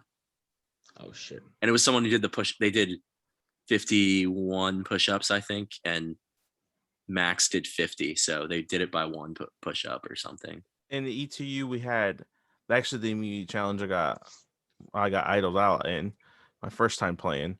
We did boot camp, and I had to do like 20 push-ups and like 20 sit-ups and like 20 jumping jacks. I'm a hefty man. Yeah, I was sweating I literally turned the camera off and I went grab the towel. I put water. James, you want to talk about your boot camp that I made you do for animation this season? Yeah, that was tough. I mean, the jumping jacks were easy, I thought. I've really struggled with the push-ups, and then I probably could have did better with the squats, but the Gophers tribe sucked so much fucking ass that I knew we weren't going to win the challenge anyway. So I was like, I'm not going to kill myself. I'm just going to, I knew Aaron was going to put up the best scores, and I knew I was going to put up the second best scores. And then I knew after that, I guess Jay was kind of close to me, but after that, everyone else was just horrible. And I knew that was going to happen. So I was like, I'm not going to kill myself. I never answered the what's challenge I hate the most. Oh yeah, it just made me pop. Literally, we did this challenge in SOG just last season. Fucking terrible. So basically, we had 10 feet of string, and we had to put a card, and we had to tie it to a doorknob. Yeah. We had to slide a card down with these strings into these cups. Yeah. I did it for 45 minutes, got 0 in my cups, and then I gave up. And I was cussing at Adam the entire time. It's like, fuck you, Adam. Fuck this challenge. Da-da-da. I was complaining up a storm. And everybody's watching like, you were really pissed. I was like, dude, that shit sucked. Like, a lot of the challenges did in SOG was like I was being punished. Like, they were so tedious. There was too much to them. Like, there was no fun to be had. They were all like I had, like, if you didn't practice them, like, you're not winning that. I don't have time to practice them. Even like at that point, it was my only game. I still didn't have time to practice them because they'd give us a challenge at like 8:30, 9:30. And then I'd like talk to somebody. I have to go to bed. I have to work in the morning. I wake up, get home, feed my kids. Then guess what? It's like 6:00. Yeah. And then like I have like 2 hours to practice and do this challenge. No, Adam, I heard like those were just the most whack challenges I've ever seen in SOG. Like, I've never seen like most of these games. I see a lot of the same type of challenges at least used. Like, some of those were just like, what the hell is this? Yeah, I was playing really good in SOG too. I'm a little better. I didn't make as far as I wanted to, but I went to 5 straight pre-merge tribals, and they were all in small tribes. Like, it was like a 5-5. It was like a 5-4, 5-4, 5 or something like that. It was nuts. It was ridiculous. And I only got 1 vote. Mm-hmm. It was crazy. I noticed from that, because they'll post, like, since it's all in chat and stuff with SOG, they posted they posted the tribals. Like, you probably saw after the season when you joined the page, like if you went back, like, because I know they kick you off the page. Yeah. But like, you see everything that goes down. Do you think, like, after doing both, do you think Zoom is more stressful than just being in the chat, like in the challenge? All right, so Zoom is more intense, but it's hella stressful staying behind your phone or your keyboard on your computer, and you're like, holy shit, this is taking forever. Yeah. And so especially on those small tribes, and idols were played, advantages were played, and I dodged a lot of bullets. But I would prefer a Zoom tribal over Messenger every day because you get to see everybody's faces. And I tell you right now, there was like 2 tribals I've been a part of that I really wish I was over Zoom. It would have been so good. The best, I think, was during Super Duper. My first season of Super Duper, like, it was Messenger tribals, but we would be on calls during tribal. We were on a call with Andy the night we voted him out, and like, he was convinced that I was going home that night, and so I'm in a call with him, and then I pull out an idol, and he just gets mad and leaves the call because he's convinced I just idled him out, and then like I only canceled out his vote against me because all of the rest of us voted for him. He was so fucking pissed. I would have loved if that was on Zoom. Me and Jay actually blindsided Dan. Have you watching Rodwood? He got second, right? Yeah. Yeah, he came in second. Daniel Dick won. Yeah. Yeah. I was only keeping up because Jordan played. He had like 4 advantages, and we blindsided him on a 4-person tribe. Oof. I think Jay told me about that too. Yeah, it was, and I talked to him all day. Like legit, he messaged me, "Good morning." We had conversation. We talked on the phone for like 45 minutes before, like 30 minutes. Like we got off like 30 minutes before tribal. He's like, "Bro, we're gonna dominate merch." I was like, "For sure, 100%. I got you, bro." He's like, "Dude, I got you." And like we were just vibing, and then me and Jay blindsided him. It was bad. It was he literally immediately, as soon as he seen his name, left the chats. He left our one-on-one chats, the alliance chat me and him and Jay had, the tribal chat, everything. Quick. Yeah. It's tough. It's tough. I played, I messed I like Lynn. I kind of dicked her on a vote too, and I felt really bad, but it is I've only played with Lynn on Broski All Stars, and I remember like she was in with Tony trying to get Farrah out, and then once we got rid of Tony instead, she was kind of pissed off, and I'm like, sorry. I'll say she's my second best ally I've ever had. I'm not going to say who number one is, but you guys don't know who number one is. So. Okay.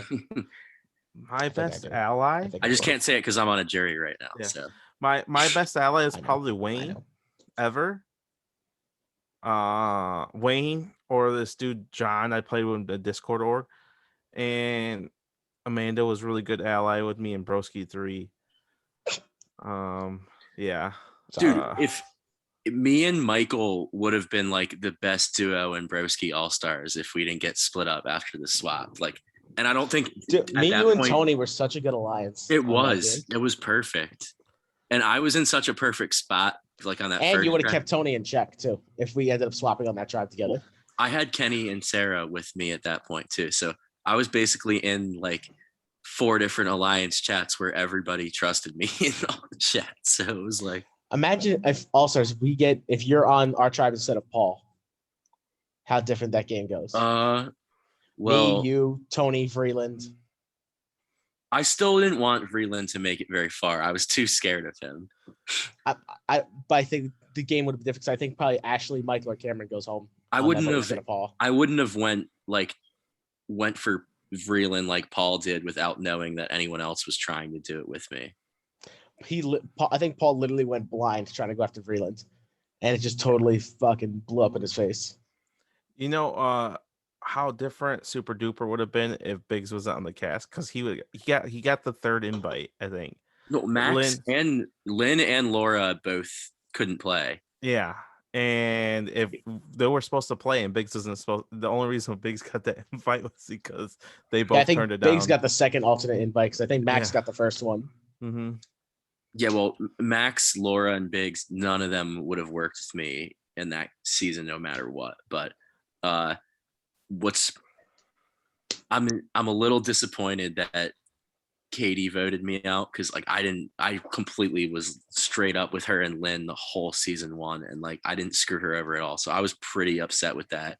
But like I think she really couldn't save me, and she was close to Seb, who I was going after. So it kind of made sense. Man, that's why I was upset. I was upset with Derek that he voted me out in All Stars, or at least didn't even give me a heads up that anything was happening. Yeah. Yeah. So dude, that was fun. That was fun. Our first conversation. All Stars, though. He played great. He was awesome. Mm-hmm. I think that Zach and Derek played the best, besides Kat, who won, obviously. Dude, like if Derek doesn't win that Black vote, like the season's totally different. Yeah. Zach goes home that night. And then OJ comes with the idol. Yeah.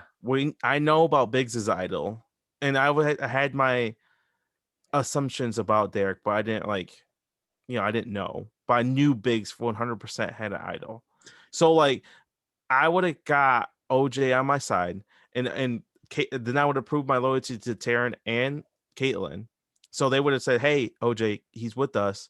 We would have voted out Vin, because there's no way Biggs is putting the idol on Vin. I knew that 100%. So like it would have been.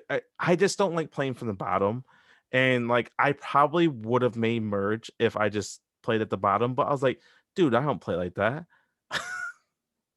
Oh, and to answer, because I know you guys both talk about your best allies for it. Mine is probably it's a toss up between Taryn and Caitlin from 2 different games. I knew that's what you were gonna say. I got to final chapter with Taryn. I got to final 3 with both of them in each different game. So it was actually kind of cool because I was really down to work with Cole if I made merge with him. So it would have been kind of cool to work with him because in season 2 we did not work together all that often. We did a little bit, but it would have been kind of cool to, and nobody would have like made us like this big dynamic duo because I would have told everybody like I want to vote him out, but in reality I would just stuck with him because he would have been voted out. I remember Cole was nervous because he was telling me I was like, dude, like Cole, relax. I think Frank actually wants to work. He's like, oh, I know Frank was like, Cole, chill. Yeah, like so I knew like who was the biggest threats in the game was the winners, and then who was the next biggest threats? The runner-ups. I was a runner-up. That's why we made that alliance. Me, you, Taryn, and Cole. Yeah, I was like, why would I target a winner right now? Everybody's gonna want to target a winner eventually. The winners aren't going to make it far. We all knew that. See, that's why I thought I might have had a chance to do well in that game because I wasn't a runner-up or a winner. I know I played really well the first time, but I don't think as many people on that cast realized it going in. I just think they were spooked by me because of how I played in Broski All-Stars, and they thought I was going to come in here and try to do the same thing, even though I had no intention of it. I really wanted to work with you. I was totally down to work with you. Oh, yeah, yeah. Like, I knew I was going to have issues because I was a finalist, and I knew it was probably going to have a target on my back going in, but, like, I'm still mad about how it went out. Like, I wanted you guys, like, preferably, but there was also other people that I got stuck with on my, like, on the tribe. And I wasn't totally disappointed with the tribe that I got. Like I thought that Ayla would still work with me. I thought Katie would work with me. Like we had 4 people from season 1. Season 1 just the only thing was we just weren't close at all. Like I'm friends with Katie and Lynn and Biggs, and besides that, I don't talk to any of them. So it's like that's really what it was. And Lynn wasn't there either, too. That definitely hurt. And Biggs was on the other tribe. Yeah, she wasn't gonna screw me over. And Derek, I guess before the game, him and Biggs were like, oh, like we're not going to work with James. So like as soon as Derek gets on a tribe with me, Derek finds the idol right away. And what does he do? He tells everybody, oh, James is the one who has the idol for sure. Like we got to get rid of him. Yeah, I had a target on my back because in hindsight, I probably should have did my Tony podcast after All Stars. Or you should have not stroked yourself a little bit too much on that podcast either. Well, that and I did Derek dirty. I said I called him out for his win, and by doing that, Biggs had a hit on me. He even said that in your guys' podcast. So they both had a hit on me, and then they gained Zach. And I knew Zach was a big linchpin, and that's why I wanted Zach gone. Because that was my call. I think Taryn wanted to do Derek, and I was like, no, let's do Zach. Because I knew Biggs had an idol. I was like, once you play that, there's no way Biggs is playing the idol I think he's going to play for himself or Derek. That's what I was thinking. So I was like, Zach goes. I gain control of the tribe, which I'm ecstatic about. And the vote after that, like, even though it didn't work out, if OJ just fucking listens to me, it's still another missed opportunity. Him and Taryn did not want to listen to me. I literally told them, I said, guys, they're going to split the votes. I will vote with you guys. Just communicate with me. What do you guys want to do? They both went radio silence because they were trying to convince Derek and Biggs to flip, which they didn't need to. If they just distrusted me and voted with me, which I told them, I was like, hey, they're going to split. If they're not going to split, they're going to put all the votes on OJ. OJ, I will let you know you have an idol. You play your idol, you vote somebody out. That's simple. I can't believe that how many idols were not played. Like none were played. It was I don't think a single idol was played. OJ went out with 1. Biggs went out with 2. Cole went out with 1. Pushkar went out with 1. And Derek never played the one he had. It's crazy. think it's ridiculous. I think it's nuts. I would have definitely, and then also Max kind of had one too. No, Max did. Max had a safety with power. Yeah. When he went home, he had that. Mm-hmm. Yeah, it was basically a free immunity necklace whenever he wanted it. He gave it to Biggs, and then Biggs gave it back to him. Yeah. Honestly, I think if I can make merch, I think I could fly under the radar for the first few votes. I think I might make a deep, right. Yeah, make a deep run. I think if I got back from the edge, I was probably gone right away. Yeah, I think the only people who had a chance to make it was me and Pushcard, to be honest with you. I think you or James or Caitlin would have been easy boots. Like everybody's I would have been booted in a fucking heartbeat. Yeah, I would have been gone right away. And Wayne didn't try. There's no way Sebastian got voted out by like 9-10 people. Allies. Yeah, so like Sebastian didn't try really. He knew he had no chance. So I really do think me or Pushkar were the best persons to actually do something, which Pushkar did kind of make 7. Yeah. The one thing I don't understand though is like when I got voted out, it was like they voted me out literally because I left Seb out of a group chat when they were sketchy by him too. Like they voted him out 2 rounds later. Like I don't understand. Like when like Broski All-Stars, I was 6th boot because I totally came off way too strong and played way too hard before the game even started. But Super Duper, I was so careful with that. I'm like, I'm not even going to message. I'm not even going to confirm to one person that I'm playing. Like, I'm not even going to tell Michael that I'm playing. And I mean, most people figured I was going to be there. I knew you. We knew we were both playing. Yeah. I think everyone knew I was going to be there, but it was like, I'm not going to do this to myself. I'm going to see what tribe I get, and I'm going to find people I'm loyal to, and I'm going to stick with it. And that's what I tried to do, and it didn't work out at all. It just... I actually did a live confessional with Tony and Vreeland, and they're like, so who's your number one? I was like, whoever wants to take me.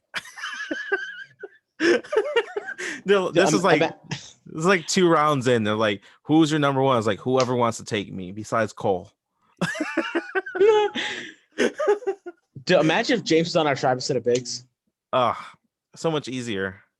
Do you think Biggs would have been in trouble on the other tribe? Because yes, because he would have had Derek with him. But he would have had the idol. It would have been nuts if Biggs over there because he found the idol right away. Yeah. So if he finds the idol right away, and Sebastian's probably gonna try to vote Biggs out, like he plays the idol, they're probably gonna split on Biggs and somebody else. I think the only people Biggs was after more than me and Michael was probably Sebastian, because he can't stand Sebastian. That's why I'm so confused on why he went for me instead of Sebastian. I think he confirmed it to me. I think he wanted to pretend the season 3 on his side from like one, like at least for like 1 round. And he wanted to break up you season 3 people too, which was crazy to me because season 4 literally just stopped playing like 2 weeks prior. Season 4 was so much tighter than season 4. I'm telling you, season 4 of games, like, because All-Stars for season 5 seems to be like the standard thing. The season 4 people always do so well because like they had, like you said, they had just played together. Like you saw the same thing in Broski All-Stars. Like it took until Brandon went home on the 10th boot for the season 4 person to go home, and then 2 of the final 3 in Broski All-Stars were season 4 people. Yeah. And we voted out Pushkar right away. I was like, I told you right away. Cole asked me, he's like, what should we do about Pushkar? I was like, we vote him out. Yeah. Cole was like, man, he's like, really like that? I was like, why not? I was like, dude, let's just vote him out. He's not talking to me. Is he talking to you? He's like, not really. I was like, then why don't we just vote him out? We can get the numbers. Well, I remember it was between like Pushkar and Aaron for that first vote. Yeah. And after Wayne went home, you're like, no, we can't lose Aaron. No, it would have been stupid for me to vote out on season 2 person after Wayne just got voted out and Michaela was blindsided as well. I mean, I know after just playing with Aaron too, even though it got kind of cut short. Like if you're straight up with Aaron, he is totally with you. Like he might be a little quiet, but like if you can make that connection with him right away, kind of like Storm did in Broski, like he's totally with you. Aaron is a really, really cool, good guy, and he's smart. Yeah, but just because he's quiet doesn't mean he's not smart. He's very smart. Me and him worked closely together in season 2, and I told him, I was like, look, I said, hey, I'm not gonna overpromise you. Don't overpromise me, but let's look out for each other. And that's all I said to him. Because it would have been stupid for me to vote out Aaron, because the assumption was that if you guys lost again, Michaela would have been the one voted out. Well, that's what I thought. Yeah, so, but the thing is, like, so as the first, like, we made, so immediately there was a 6-person alliance made on that tribe. It was like me, Seb, Katie, Ayla, Kat, and Vin. And I thought that was like the 6. It was going to be the majority. Yeah. And then like me and Ayla started talking, and I made one without Seb because I was a little bit sketched by us. So we just had 5. And at that point, Wayne was voted out. So there was, it was a majority. There's 5 out of 9. Yeah. So like when when us 6, like the names came up, I knew they weren't going to want to do Max or Derek. Like I would have been down for it, but I knew they wouldn't. So then it became between Michaela and Wayne, and I really did not want to see Wayne go that early, but it sucked because I couldn't rock the boat. Like I couldn't change anything. I'm not gonna lie, it hurt me because I love Wayne, and I know Wayne would have been like, Frank, we got this, you know what I'm saying? Totally. So like watching him go, and it did suck. I'll be honest with you, I was like really pissed off about it. I wanted to play with Wayne again too. So bad. I was like, please give me Wayne on my tribe. Please give me Wayne. Like I didn't care if we were gonna be targeted right away. I just know he would have been somebody that would have for sure 100% had my back.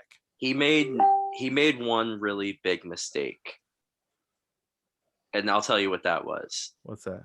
We were literally on a call, like me, Seb, Kat, Ayla, Katie, and I don't know if Vin was there or not, but like it was in the chat with them, and at least like 5 of us were on the call. And literally at the exact same time, or right around the exact same time, Wayne copied and pasted a message and sent it, the same exact message, to everyone saying like, hey, like, would you be down for like a video chat like later, like ... just want to see like where your head is at.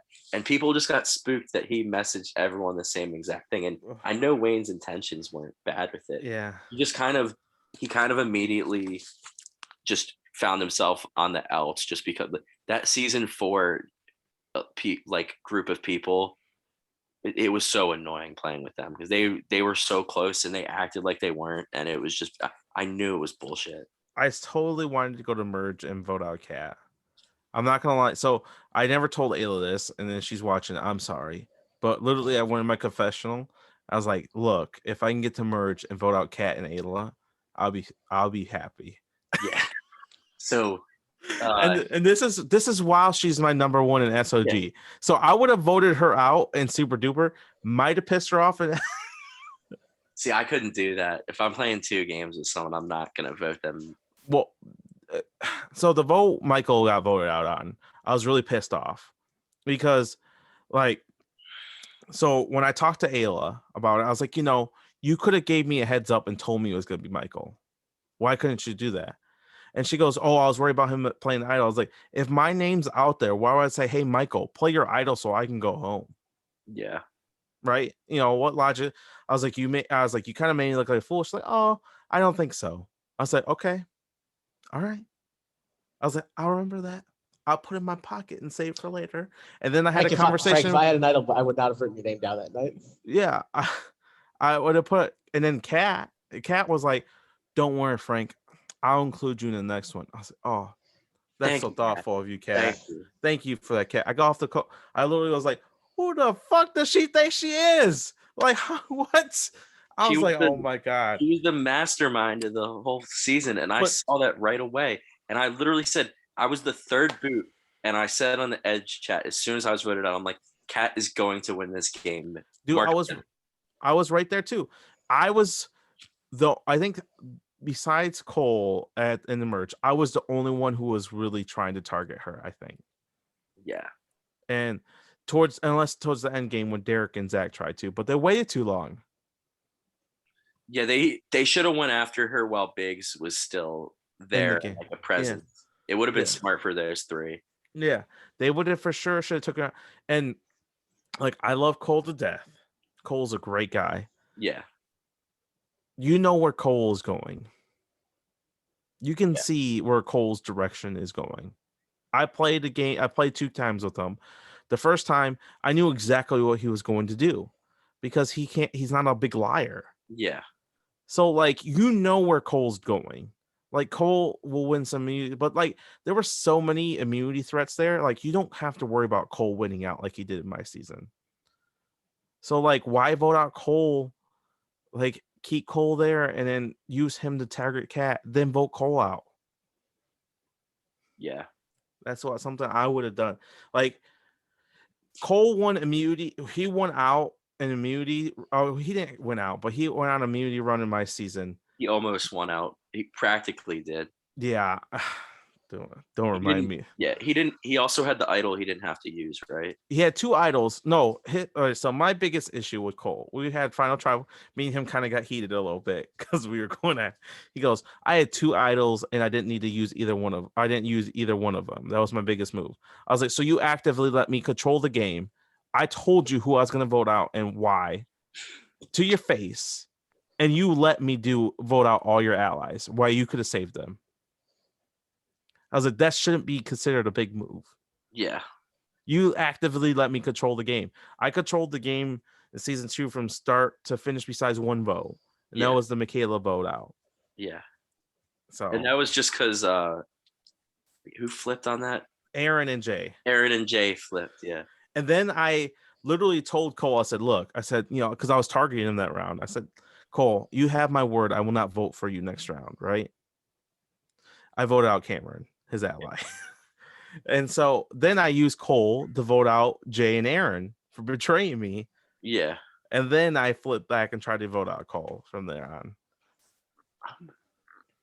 So it was a fun. That super duper, my first merge tribal, I so wish was over Zoom. The best. That's one of the best tribals I think I've seen. It was so much fun. So we were in trouble. We did get lucky because Brittany left the game. Yeah. I'll give you that 100%. But it was me, Aaron, Michaela, and Wayne coming from the swap tribe. And I've gone to every tribal except the very first one at that point. Mm-hmm. So we'll go to merge tribe. And then Paul. Paul's like, Frank, if I was going to vote for one of you 4, it'd be for Gabby or KT. So you're not allowed to screenshot in Super Duper, but you're allowed to copy and paste. Yeah. I copied and pasted and sent it to Gabby and KT. Gabby didn't believe me, but KT was like, we got to get Paul right now. We got to get him. I was like, cool. And Jay's wild. Yeah. So he's like, let's do something crazy. I was like, I'm game. And then me and Wayne kind of got a little fishy that Jay was kind of playing double agent and telling them what we're going to do. And I told him I had to steal a vote. Shocker. Well, Wayne was like, Frank, I got to steal a vote. If I can vote it out, I'm going to give you the steal vote. You can keep it. But this way, I was like, Wayne, why don't we use your steal vote? He's like, what? So we used 2 steal votes. Paul wasted an idol on Cameron. Yeah. I stole Paul's vote. You voted for Kyle. Wayne stole Cameron's vote, and we voted for Kyle. Yeah. Jay voted for Cameron. KT voted for Paul. Me, Michaela, Wayne, and Aaron all voted for Kyle, and plus our 2 steal votes. I literally blindsided the entire cast besides 3 other people. Yeah. And then instead of trying to like pull Jay and KT back in after, I just blindsided them. KT was very pissed. I had to do a lot of ass kissing with KT afterwards. They literally tried to target Jay, and Jay's like, well, Frank, what are we gonna do? Was take out Paul. I was like, don't worry, Jay, I got you, bro. So we took out Paul. And then Paul, oh my God, he goes, so I heard you like so I was like, hey brother. And he goes, so I heard you like to talk. I was like, what? I remember hearing this. You're like, he challenged me. He's like, it's another big night. Maybe I'll have something in my bag of tricks. I was like, maybe I might have something in my bag of tricks too. You never know. He's like, come at me, bro. I was like, and I sent a gif of Flash and it said, I'm coming. And you got him that night.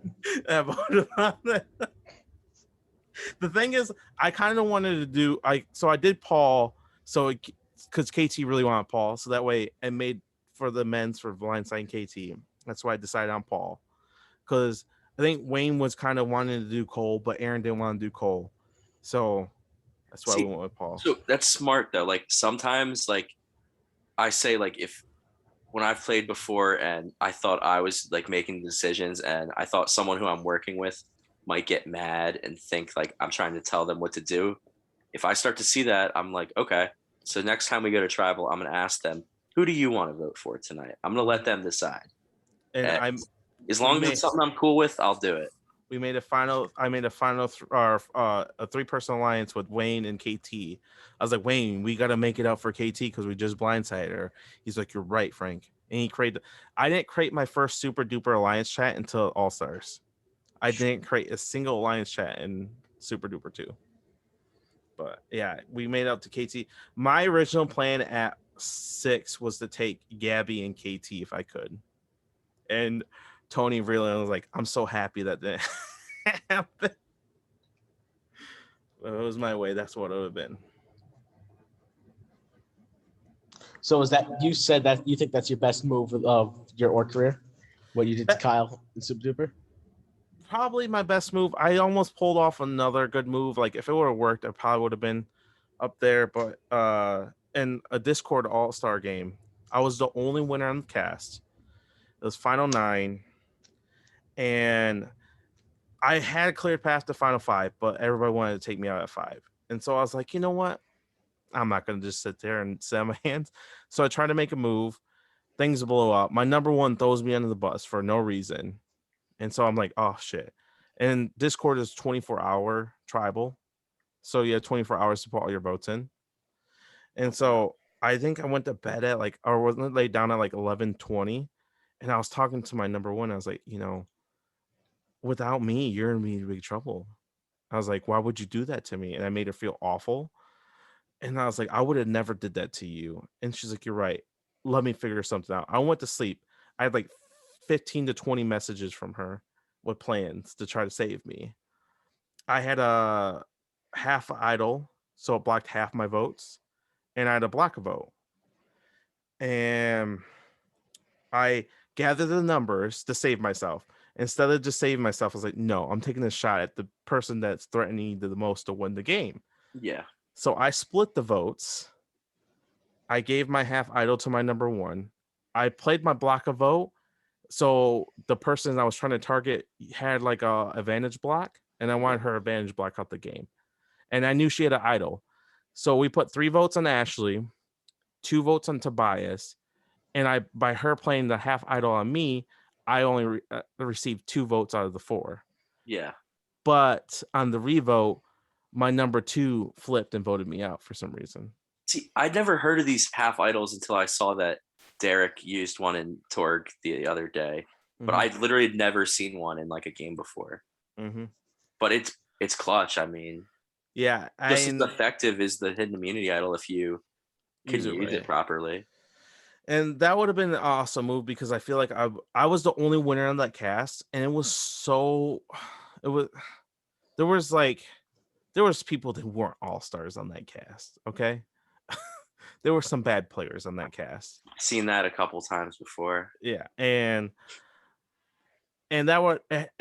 for me to save myself, I actually probably could have saved myself if I just pulled my head out my ass and stopped trying to take big shots for no reason. But I knew she had an idol. She played her idol. It was a tie vote. On the revote, my number 2 flipped on me, voted me out. And she was somebody I wanted to take to the end. And she's like, I don't know why. And after the season, she goes, I don't know why I voted you out. I don't know why either. Didn't you tell me in ETU, the guy who won that All-Stars, is the best you've ever seen, hands down? Probably. He's one of, at least. Yeah. So I had one conversation so I swapped with him, and he was the only winner of the cast. Yeah. Out of a Heroes vs. Villains season. And I had one conversation with him. I was like, I understand why this guy won the game. He's very personable. He likes wrestling, bonded over wrestling. he's got a great mind for the game. Me and him think a lot in the game, so we bounced a lot of ideas off each other. And I got voted out because I tried to make a move against him and him and his alliance. Yeah. And so the two people I tried to target were the final two. Yeah. And I get to final two, and everybody called me crazy, and I was trying so hard. Well, no shit, I was trying so hard. And then I get to final two, and I'm like, I just want to point out one thing before I ask any questions. I was called crazy and a mess for trying to vote out the two people who are sitting right here. Yeah. So am I really that crazy and that big of a mess for trying to take a shot at the only winner on the cast? He misted people. It was insane to me. Was that like he kind of cruised to the end too, right? Like you said, once you got voted out, it was kind of like obvious he was gonna win, or so there was a Vantage played where he had an idol. He had an idol for majority of the game. A Vantage was played, and there was only, I think, 4 or 5 people up for votes, and he was able to, first of all, not get any votes. Yeah. So I think it was like 8 people left, and like half of them couldn't vote or up for votes or something like that. So he had got no votes, and he flipped 2 people to vote out somebody that wasn't a great move for them. He literally misted them. It was insane to watch him work. Allies, basically. Yes. And then he got to final 6. He played his idol. He was there. He got to final 3. He won the final 3 immunity. Took somebody who like she's a great girl, but like she wasn't going to win. She got 1 vote because somebody was really bitter, and that's the only vote she got.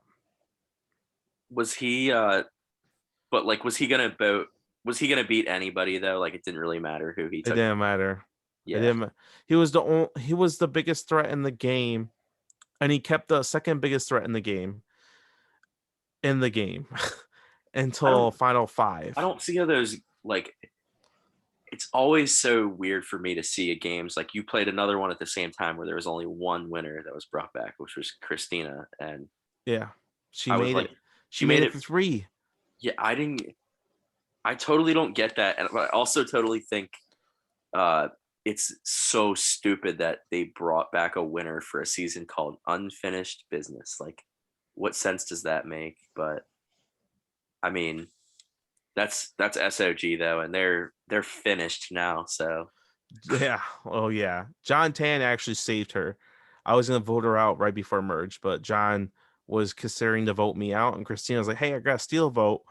Would you vote with me?" And I was like, and Lynn told me John might vote for me. Yeah. And I asked Lynn, I said, "Hey, if he's gonna vote for me, would you vote John out with me?" And she didn't say no, but she said no. And so when she said that, I was like, all right, I'm saving myself. Lynn hates Christina though. Like, she would send me like voice messages like trashing her, being like, that nasty old woman. Like, she probably said worse things than that. It was like, oh, it was bad. It was a whole thing. Yeah. And I think she said like did you have to add hosts to the chats in that or no? I don't know. Sid got added to our 101 chats, but that's okay. So I think she like left. Christina like left, or Lynn left their one-on-one chat. Like, I know Biggs did that in all Super Duper All Stars a little bit too. Did he really? Yeah, I've never actually done that. Like, just left a chat, like a one-on-one with a host.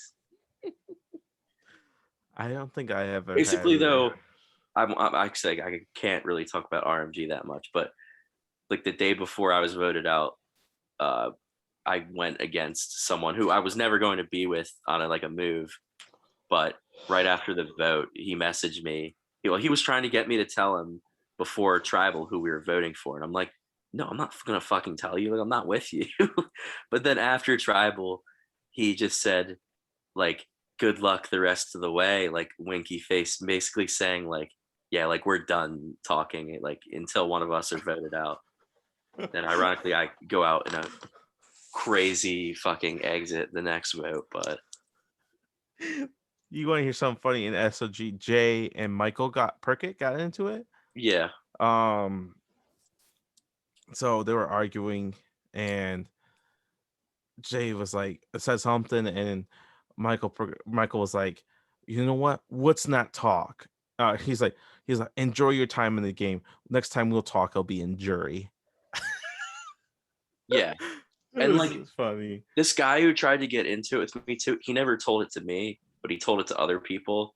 He talked to me more actually because I was with him on the first tribe at the beginning of the game. But I'm not mentioning names. Like I said, I can't in case someone's listening.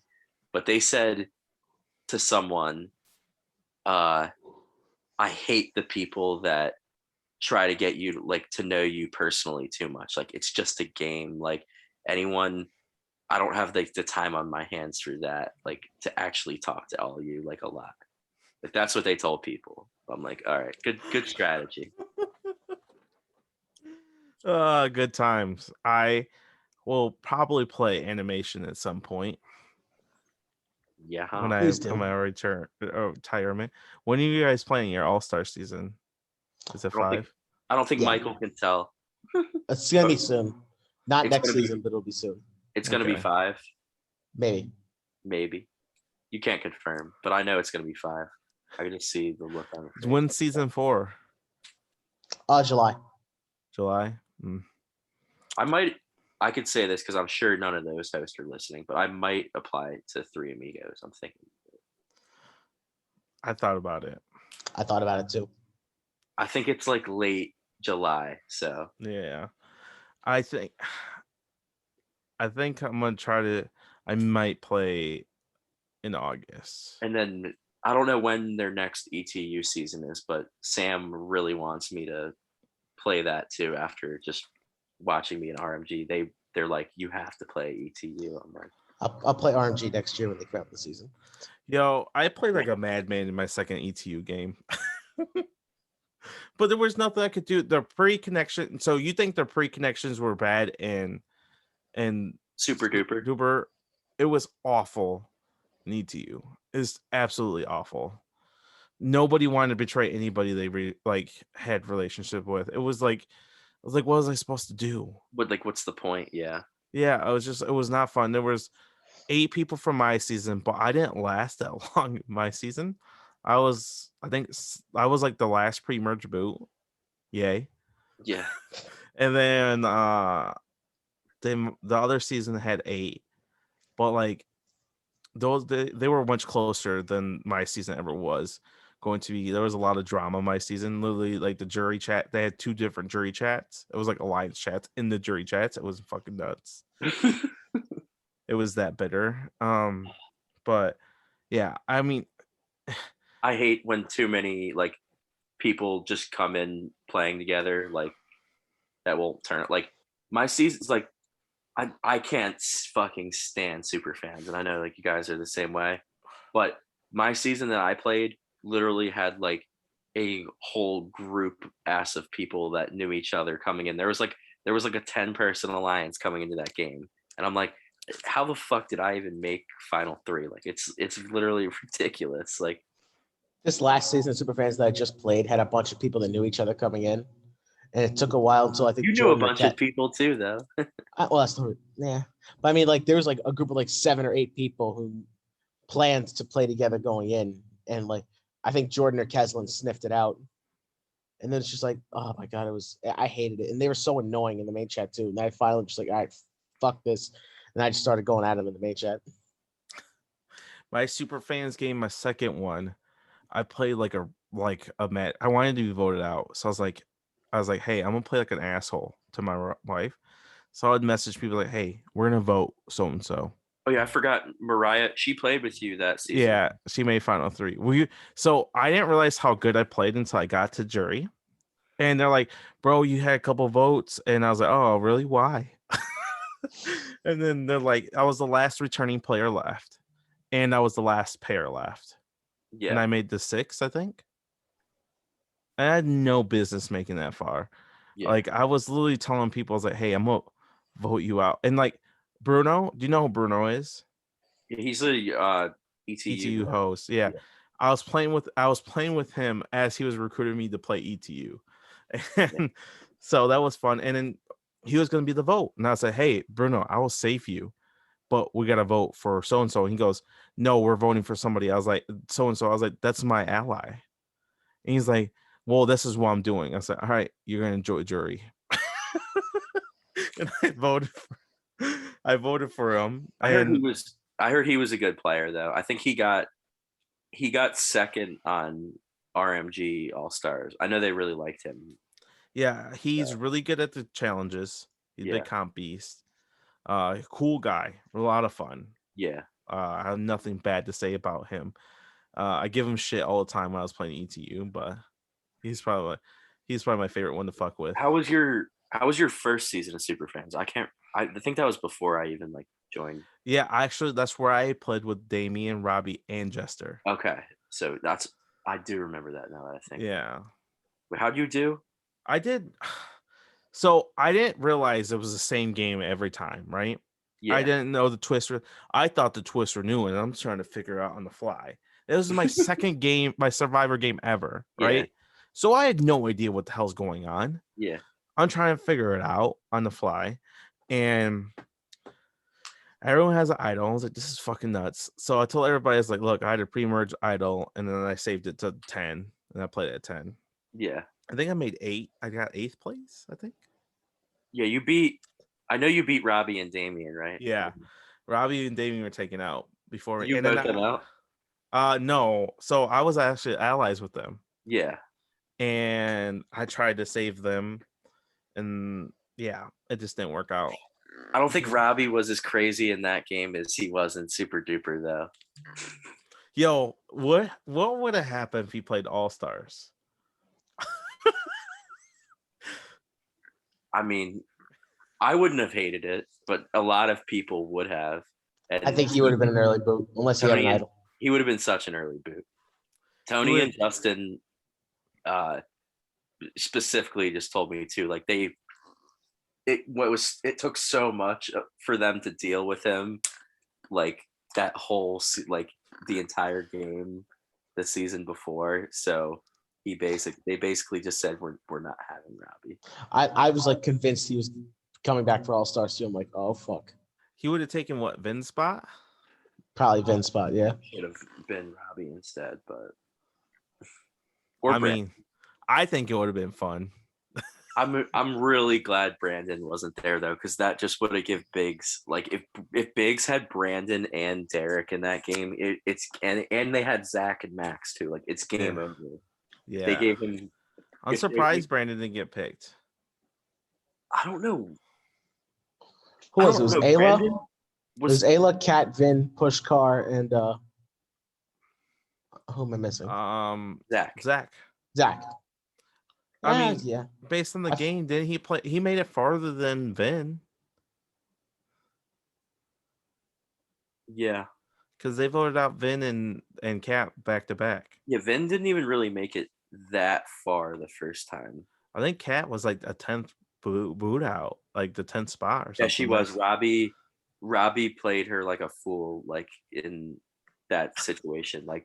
He literally sent me the screenshot of him and Kat's conversation, and Kat was basically telling Robbie I'm sorry, there's nothing I could do or whatever, this sucks, I just can't save you or whatever. And Robbie basically played it up and was yeah, it's okay, but she had no idea that he had the numbers to vote her out that vote. So that's funny. And then of course Robbie had to be a dick about it after and stuff and be yeah, make sure you name your son Robbie or something. I think he actually said that too. I think he did, yeah. My first conversation with Kat, I was like, girl, I hope you don't give birth doing one of these challenges. We were talking, I think in the pre-jury chat, we were what if Kat it has what if Kat's she's gonna win and have her baby the next day? Final. Yeah, I wasn't too big fan of being in that chat, so yeah, it was kind of kind of a dark place. I hated that Edge was a part of the game. Yeah, honestly, So if Edge wasn't part of the game, I would have made merge. So the Broski All Stars pre-merge chat was pretty awesome actually, because we all like a lot of us acknowledged just how dumb moves we made, and like we could just laugh about it. 24. And then in Super Duper, it was more just like people being pissed off that they got screwed over. Like it wasn't necessarily people that did things to themselves. What was up with all the twists and All Stars? Broski or 17-person tribe, Justin Vreeland. I thought it was weird because my season we didn't really have any twists. The only twist we had on mine was Redemption Island. Yeah, we didn't have a ton either. We didn't have any twists. Yeah. You had the Outcast twist. Oh yeah, we had the Outcast twist that amounted to nothing. Yeah. And then we had Redemption Island, who the dude who came back at the point of the game. Yeah. So we didn't have any twists really. They have some interesting things like they always have that jump ship advantage, and Pushkar's the only one that's ever used it. If Aaron had it, I don't know why he didn't use it to help put me in a better position. Like if he could jumps over and takes, I don't know, Zach or Derek Biggs, put Derek on the other side. You know Derek won't be in trouble. And you come to our side, we get the numbers. I thought Aaron was in trouble on that other tribe too. I know they never went to tribal, but do you think he would have been in trouble? From what I was told, it was going to be Katie or Cole. Okay. From what I was told, I think I talked to Ayla about it, and Max. They thought they had Max, but Max is really with Ayla and them, Ayla and Kat, and so they were going to vote out Katie or Cole, which would have been probably Katie because Cole is such good at the challenges. So realistically, he wasn't in a bad, like he wasn't going to be voted out, but he wasn't in a good spot. So I don't know why he didn't jump ship. I would have totally jumped ship. I wanted to have such a crazy mess, but I just couldn't get power enough to do so. I tried. I think that Super Duper All Stars was better than Broski All Stars, though. Even though, I went out early, it was. I'll stand by that forever. That Broski All Stars was so predictable, and like the winner was better. Yeah, for sure. The final. I never got to play with Ashley, Cameron, or Michael, or even meet them. Like I just met Michael for the first time, like in RMG. Yeah. And actually, I really like him, but I think that was one of the worst final threes he could have got. Oh, dude, I outplayed Michael SOG so bad. He won't admit it, but I did. Now, Michael, dude, Michael makes it far in like most games though. And if you have a conversation with him, he's like us. He's a really big Survivor fan, and his head's in the game. He's smart, and he's got a big, with his time difference thing, he's got a big adjustment with that, and it's difficult for him. But it's so weird because like when him and I tried to talk during Broski, also it's like nothing was there.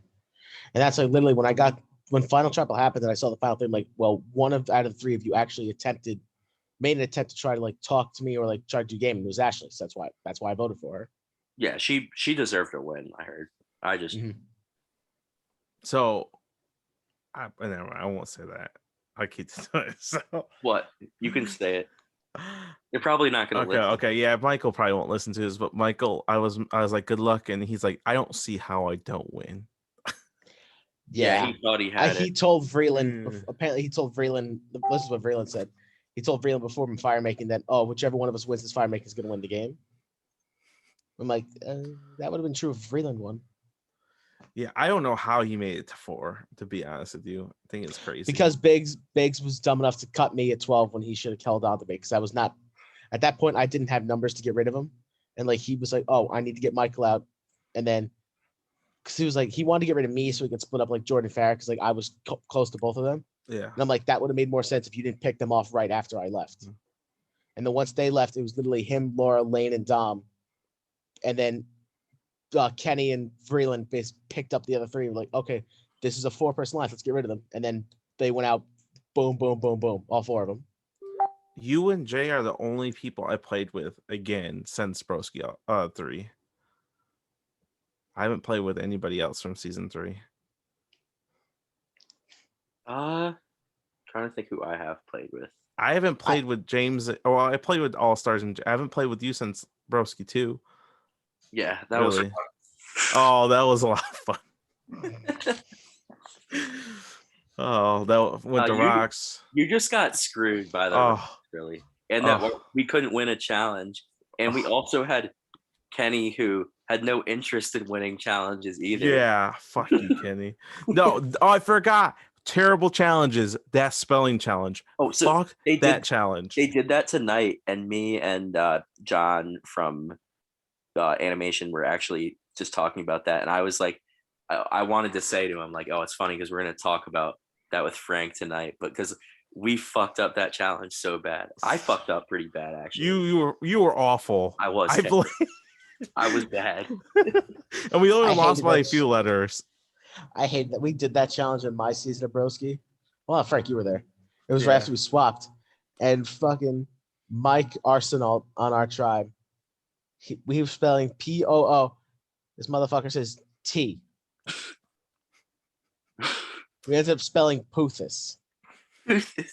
I learned from our mistakes, and I said, look, before we start this, get words completed. Don't worry about getting these long words. It doesn't matter how many long words you have. If we complete a word for every letter, we will win the challenge. Yeah. And our problem was Ken was trying to spell these long ass words, and I'm not the smartest, and you're not. We're not spellers. Yeah. So like Kenny's like, what do you guys do? This is like the perfect la la la la la. I'm like, bro, like I don't even know how to spell that. Yeah.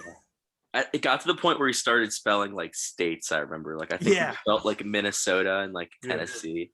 Yeah. You're just like, fuck it. Yeah. I'm not a fan of that challenge. I actually did that challenge in a Texas Roadhouse parking lot. I'll never forget it. I did that in my sister's backyard in Georgia, I remember. I tried everything to survive there. You were in Georgia during that challenge? My first week of Broski season 3, I was visiting my sister in Georgia. Oh, wow. I'm trying to think the worst spot I've ever done a challenge. Well, I've done many from the bathroom at work, so fair enough. Nothing's worse than like using the bathroom and like you don't realize someone's trying to FaceTime you and you click and you're like, oh shit. Yeah. I just turned the camera off really quick. The worst spot I was ever in was oh fuck. It was the merged tribal of Super Duper season 3. I'm at my friend's house. There's like 10 dudes in his room at the same time. I'm trying to be on a video call with my alliance, trying to figure out what the fuck we're doing for tribal. And I'm like, I had to literally like sit in his stairwell of his apartment building. And the internet there's awful. I'm just like, just tell me what the fuck we're doing. Season 2 Super Duper, I was really drunk.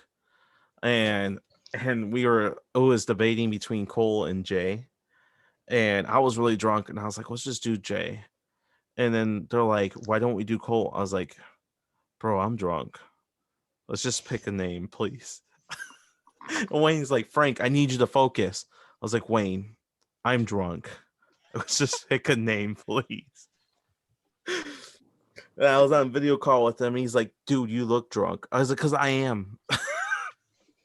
Aaron's like, oh my God. Aaron's like, what are you going to do? What are we going to do? I remember I went out one night and I was wanting to get drunk, but I was going to make a huge move in Rourke that night. And so I had to totally stop myself to make sure I would make the big move. Yeah. I think I told you, Frank, yeah. And I know James knows it. Yeah. Oh, God. I remember you both said I was insane for that. And so did Caitlin after I did it.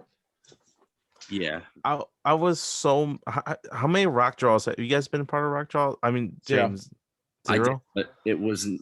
I was immune because Ken played the idol for me. But I've wanted to, like, so bad. Like, I've told in my last 2 games, I've told people, like, I thought that night in Rourke there might have been a rock draw. See, when I first started playing orgs, I was really worried about, like, I just wanted to be fun. I wanted to be like the villain, And then I realized I could have fun playing like more of a hero role. So I go back and forth, but I don't know, Michael can't comment because I wouldn't say I've been the hero in that game by any means, but I definitely don't like, I don't know. I don't come across as like strong. I think when I first started playing orgs, I would have been scared to go to rocks, but I don't think I am now. I think I'll go to rocks. Dude, I went to rocks. I told Robbie and Damien, my confessional, it's like, bro, we're about to go to rocks.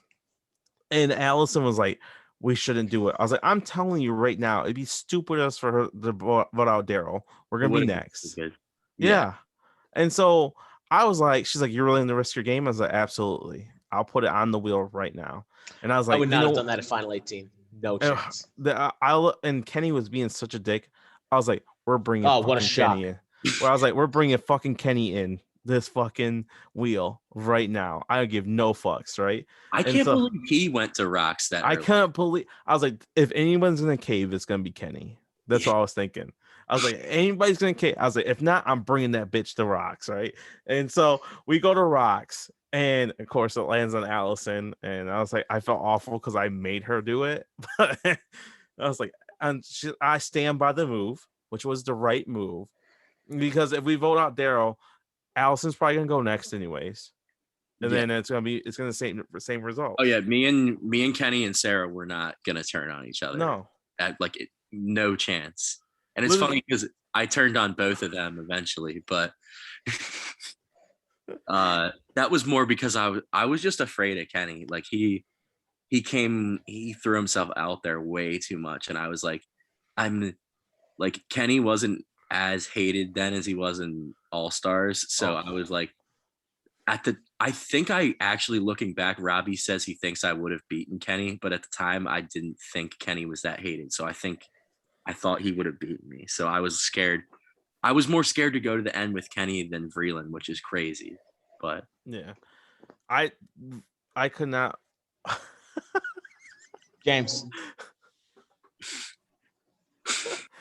No, me and Kenny are cool now, but we had it out a few times in Broski season 2. I mean, me and you did a little bit too. Yeah. I posted you saying you would vote Daryl out in the main chat, which I swear to God, it was an accident. I did not mean to do that. But in my defense, Sarah, Sarah's like, I hope you have an idol because we're voting for you. And then you post that. I was like, these dudes are trying to make me look like a clown. I was like, so I went off. I was yelling at it. James, Frank started Sarah, sending voice messages in the main chat saying like, us three could not be trusted like at all. It was bad. And they let us go at it for like an hour, 45 minutes. So it was funny because I was at work when that happened and I put my phone down for like 10 minutes and then I picked it back up and I saw everything that was happening. And then I realized I sent it in there, and like Robbie and Damien both messaged me and were like, yeah, you got to chill with that. Like, that's not cool. Like, and I was like, well, it was, I promise it was an accident. And they were like, then they started laughing. They're like, oh, well, thank you so much for this. This is the most entertaining thing that's happened so far this season. Oh man, I went off on Sarah because Sarah legit after the Allison rock draw, she was like, you better find an idol. I was like, oh, it's like that. But yeah, it was fun. I was like, I was going off, and I was in the car with my wife, and I was like, what are you doing? Wait, with what? When I was yelling at you guys in the main chat. She was in the car with me, and she's like, I can't. She's like, and I was like, fuck you, Kenny. Yeah. Me and Kenny are cool now, but at the time I was livid, and I tried everything in my power to try to survive that vote. I was like, I'm telling you right now, Sarah will last longer than both of you. She did, though. She did. She did. I tried to say I had a fake idol. I tried to play a fake idol. Yeah, I remember. I kind of bought it, but Kenny was like saying the whole time like he knew you were full of shit, but I was more scared. Yeah, I was like, dude, don't make me play it. Then one of you two will go home. Yeah, because I remember when you got voted out, I was like, oh, like, good game, Frank. Like, you had me. Like, it was a good move or whatever. And then as soon as, like, you got off or whatever, Kenny was like, you actually like fucking believed him? Like, that's like the oldest trick in the book. Like, that's basically what he was saying. I'm like, oh, what else was he gonna do, Kenny? Like, there. Yeah, I tried. I had to do something. I found the closest picture to like the closest idol, the idol that was played. Like I looked for hours to try to find something similar. Yeah, it makes sense. I mean, it's hard to make fake idols in these games, but definitely something to consider, though. I made one in Rourke. It was pretty good. Oh, you did? Yeah, it was the night when I gave Pat immunity. I gave it up to Caitlin. So she was going home since I had immunity, it was gonna be she was going home because like they were all scared of her. But she was my number one ally. I couldn't let her go, so I gave my immunity up to her because I knew Allison wouldn't vote me out at that point. Yeah. And so like worst case scenario goes to Rox, and then we thought we had Andang with us at that point. So like if he was, then I was gonna be safe. But I'm like, all right, I'm just gonna fuck them a little more. So I made a fake idol, and that would convince Andang to come with us because he thought it was legit. What did you do though? Did you use like an idol they had given? So with their idol, how they hid idols, not hid. So the way their idols set up was like it was the parchment. Yeah. And since it was Olympus, it was like Greek, it was like a Greek theme. Yeah. So it was a bunch of different like Greek statues, and then like a text, but the text was different for each advantage that they had. So what I did was I had Jordan Photoshop like a Greek statue for me. I got the name of the statue, and then I used Snapchat to like write a text saying with the exact like text of the idol that had already been used. And I was like, all right. I said to the main chat, I'm like, oh, it's like, thanks, Cole, for leaving me this. And I just like sent like, oh, look what I just found. Nice. Not a bad idea. And it scared him enough that once I gave immunity to Caitlin, he thought I was definitely going to be safe. So he came and voted with us. Yeah. I don't think a move I'm going to make is going to top that. Remember, I told you guys in the Edge chat that night, like, oh, look, I'm just going to save Caitlin tonight, and it's going to be really cool. You're both like, you're insane for giving up immunity. Yeah, I wouldn't have done it. I don't think I could ever give up immunity. The best was when I called her to tell her my plan. And then she literally looks at me after I tell her, like, oh, so what do you think? She's like, you're fucking insane. I'm like, got to do something. I played more idols for people than I have my own self. Like it wasn't idol. It was legit. I had legit immunity and gave it up. Yeah. I've never won. I think I've been in long games. I think I've won 4 individual immunities. I think if I count Twitter, I've won 3, 4. I won like 4 in super fans because the challenges are super easy. Oh, super fans I had like 4 or 5. I think, yeah, that was the only game. Season. That was the only game I was like a challenge beast in because the challenges were just up my alley. Like the Capitals one, like I'm just good at like basically the challenges fit my skill set in that game because they were so simple. Yeah, I think if I'm not counting that, like I have 1 in Broski, I have like I think 2 in Super Duper. My first season I played. I got 1 in Super Duper. Huh? I got 1 in Super Duper. Yeah. So I think 4 if you don't count Super Friends. So I've won 4 and I've been to 4 final tribal councils. So I've been in so many final tribal councils I have won immunities. I mean, just look at Super Duper. You didn't win a damn thing there. You got no. I actually won 2 rewards, but I didn't win any immunities. So I won the 50-50 coin, which I didn't really need at all. Yeah, the only game I won immunity and didn't get the final tribal in was my first season of Broski. I still can't believe I didn't find that stupid idol on Hannah's boob. How the fuck do you think I feel? That idol sent me home. I needed that idol. Wait, where was it? It was during the Name That Survivor challenge that I absolutely crushed. It was one of the pictures had an idol on Hannah's like on her like buff, but it was like right on her boob.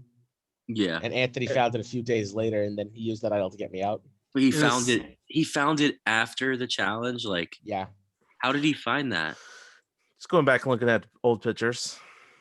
Damn, that's smart. And honestly, it's pretty obvious. I don't know how nobody's seen it. I was so pissed. Yeah.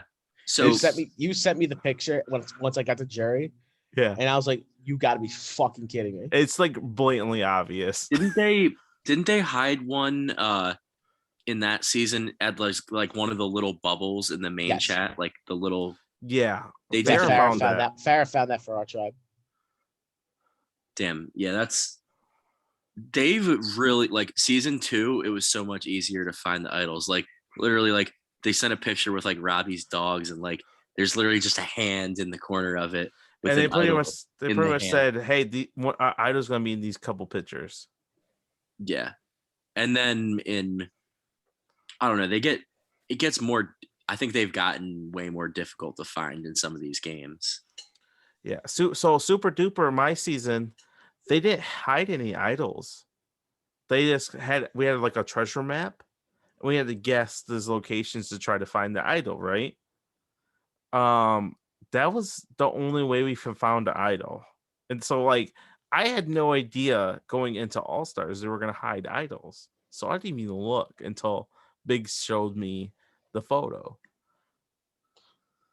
See, like they hid idols on my season. Like they were so fucking stupid. I know Tony Free, I know you're probably listening to this. The way you hit idols on my season was totally dumb.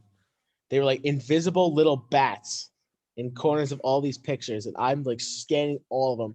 I totally miss it. And then the one idol I find is when they post like the merge tribe. It was like right in the middle of the zombies logo, the zombies chest on the logo, where's this big circle, and I find it like that. And I'm like, all right, you couldn't have made the rest of these easy like that. And then of course Tony's like, oh, you finally found one. I'm like, thanks, because you made it so fucking obvious. I found we should put in shit ton of in Broski season 3, I guess. I know. You told that's why you voted him out. There was the one I found in Super Duper was a picture of Vreeland's dog, and there was a little it was in the grass, like the dog was in the grass in the bottom right corner. There was a tiny 4-leaf clover, and I circled it. Noted it was like in the middle of the day when he sent the picture. Got it, and then like 2 tribals later, I used it, and I didn't need to. It's like 7-3. I got 3 votes, but yeah, I wasted mine, and I was pretty pissed about it because that was a long fucking story, but like I use it. Andy votes for me, and the rest was all vote for Andy, and I was really upset. Yeah, I had the 50-50 coin. I used that 6, but I didn't need to. Cole had immunity. He played the idol for Gabby. Aaron went home. So that was the plan anyways. I wanted Aaron to go because at that point I wanted Jay and Aaron to go because they both flipped on me. Yeah, I totally get that. So I used them for 1 vote to get out Cameron and then voted them out back to back. I'm just really glad that I found like Broski though, because it's so much better than Twitter. And oh my god, it's so much better. That was a good game to start with, I think too. Yeah. I think at that point I played 4 games or 5 games.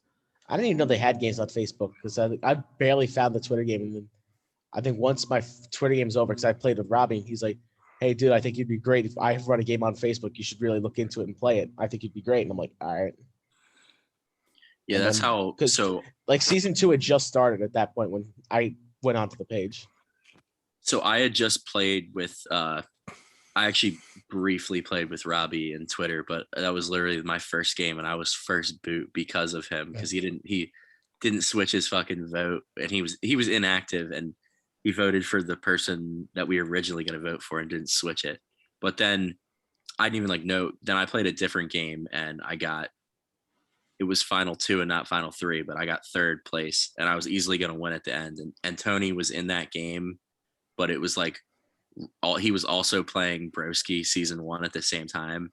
And like once I got to jury and stuff, Tony was like, yo, like you just crushed this game. Like you should try Facebook. Like it's so much better. And then he got me and Vreeland to apply to season 2, and like we both knew each other were playing, but I didn't know anybody going into that besides Vreeland, like at all. Like they were the only people in the even like Facebook org community that I knew in the slightest bit were Tony, Robbie, and Vreeland. So the people going in season 2, I didn't know that many. I knew Brogan and Christina. Okay. Going into season 2, and I believe that's it. Yeah. They tried to limit at least with the starting tribes. Like Robbie told me he split up all the duos. Like they didn't do random tribes for that. Like he's like, he made sure me and Vreeland weren't on the same tribe. They made sure Jake and Kenny weren't on the same tribe because they had played together before. Because they had just played RMG with Robbie. That's how they got recruited for that. And they split up me and Christina. Christina, I was the season she won. I was her for original final 2. I can't believe they had RMG's last season. They had Jake, Kenny, and Robbie all in the same season. That must have been a shit show. Wait, Kenny how get did they removed? divide the Didn't Kenny get kicked? Sort of. He quit, but he was on the verge of being kicked. But how'd they divide the tribes in our season, Frank, of Broski? Because they left you and Amanda on the same tribe. I only know. I think they did random. I think. Wait, did you know Amanda though before? Yeah. So he's the reason Amanda applied for Broski. Yeah. So I didn't know I was playing Broski season 3 until like 2 weeks beforehand. Yeah. Like a week or 2 beforehand. I met Amanda my very first org. Oh. And so we were friends. And which one was that? The Big Brother online. Oh, the Big Brother. Okay, that's right. And so we've been friends since. And like she started rewatching all the Survivors, so I'd watch the Survivor game. We talk about them. Yeah. And I was like, she's looking for a new game. I was like, dude, Broski was a lot of fun. I'm sure you'll have a lot of fun. So she's like, okay, I'll play. And she applied and she got in. She told me she got in, you know. Yeah. Like, cool. Good luck. I got told like a week or 2 before the game started, do you want to play? I was like, yeah, I want to play. And they brought back Allison. You guys made perfect sense to bring back. For that. And Allison and I had a wink, nudge, but that didn't last. Then I get Amanda on my tribe, and me and Amanda, and then Amanda's like, somebody asked me if I planned it, if I tried to rig it where I'd get to play with Amanda. I was like, dude, I had no idea I was gonna get asked to play again. But yeah, I got Amanda. We just kind of rolled with it, and then at that point, we were like, you know what? We're in it to win it. So we started making alliance chats with people. Jordan and Jessica were our first people we linked up with. And then we just went from there. That was a pretty good cast though, I think. Yes, we had a good cast in season 3. Yeah. We had a top heavy cast. Oh, okay, I'll give you that one. We had a top heavy cast. I think season 2's cast was a little bit deeper. Like we had better pre-merge boots in season 2 than season 3. I think how many inactives did we have, Frank, on season 3? We had a decent amount, like 4. I voted out inactive. They kept it inactive. And then you have Anthony in the main chat. Apparently, Nick, if you don't show up to the challenge, I'm voting you out. Yeah, and I tried to convince Amanda was trying to vote out Anthony, and she's like, "You can't, Frank. We can't vote out another active over an inactive."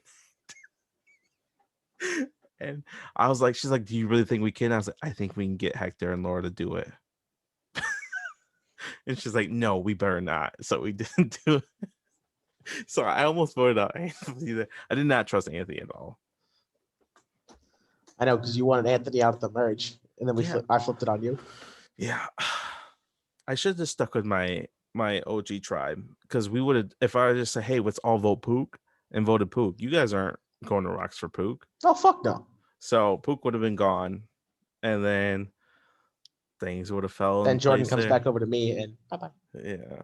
I was hoping that Farrah and then would work with me more then, because that was my original. Dude, I toss you right under the bus. I put so much time and effort into trying to build a relationship with Farrah going into merge, so much, and it just backfired. Right under the bus. Right under the bus. I literally was having conversations with her like every day. Say, please. I told her, I was like, she still feels terrible about it, but she. Oh, I know. I give a shit about it all the time. I have not played with her again since then. I played with her on Broski All-Stars, and I got called a sheep and a puppet by one Tony Ford because he tried fucking me over and I did not have it. Damn, Tony and Vreeland's friend got voted out as Super Duper tonight. Pesos? Tyler? Yeah, Tyler. I can't believe he actually made merge. Wait, was that my guy? Crazy. Dude's a clown. He played that Twitter All-Star Game. They voted me out instead of him, and then he ended up going next because he just didn't talk to anybody. I was surprised he didn't play their game sooner. Like Tony told me the same thing. He was like, he thought that he would have played Super Duper sooner, but. All right, guys, it's getting late. Yeah, I'm with you. We can probably wrap it up here. Yeah. How long has it been? Close to 3 hours. 2.5 hours, maybe. Anything else you want to ask me before I go to bed? It seems to be the standard for these.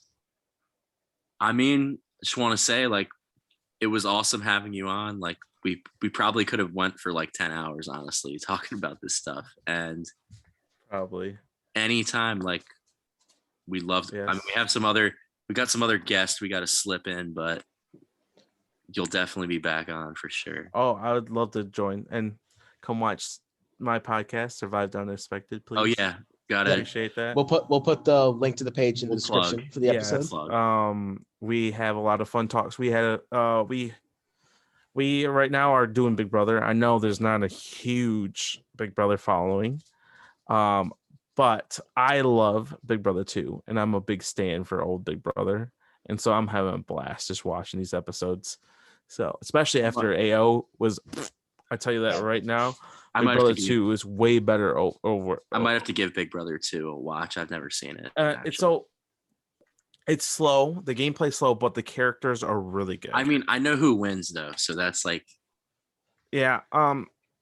It's just there's just a lot of wild things that happen, and it's such a different time.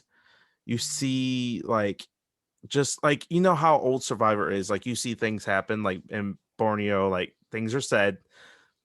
I wouldn't fly now. Same thing in Big Brother 2. But the characters, I don't think there's a single like flat out dud on Big Brother 2 cast. They all have their purpose. Yeah, that's what I've heard. And so it's if you're okay with a little bit slow and a lot of character moments, you'll enjoy the season. Yeah. In which I do. And I'm not no nostalgia for me. I started in Big Brother 17. So this is not a nostalgia talking. I started on Big Brother 6, I remember. Oh yeah. So I started late. I love Big Brother 2. Big Brother 3 I love a lot too. I literally didn't even watch a Big Brother season until last year. You picked the wrong season to watch. But but that wasn't the first one I saw. I saw 12 because I liked Hayden and I knew. Okay.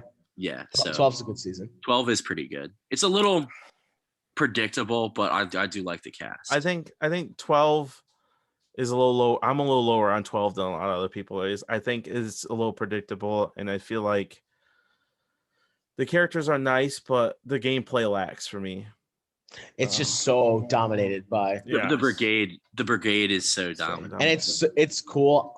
Like, to me, it's cool to see like how just completely dominant they were, but it's like at the same time, like I would like to see somebody challenge them, and they were never even touched. Yeah, so 2 through 10, even 9 is a weird. Okay, 9 is a lot of bad people doing crazy bad things. Yeah, but it's a lot of fun to watch. I will not say it's like a top tier season, but it's better than some of the other seasons. 2 through 10, I enjoy every single one of them. I heard 15 was kind of like 9 too, where it's like it's bad except shit worse. Happens, but there's good gameplay. It's worse. It's worse. Like the people and like their behavior was worse.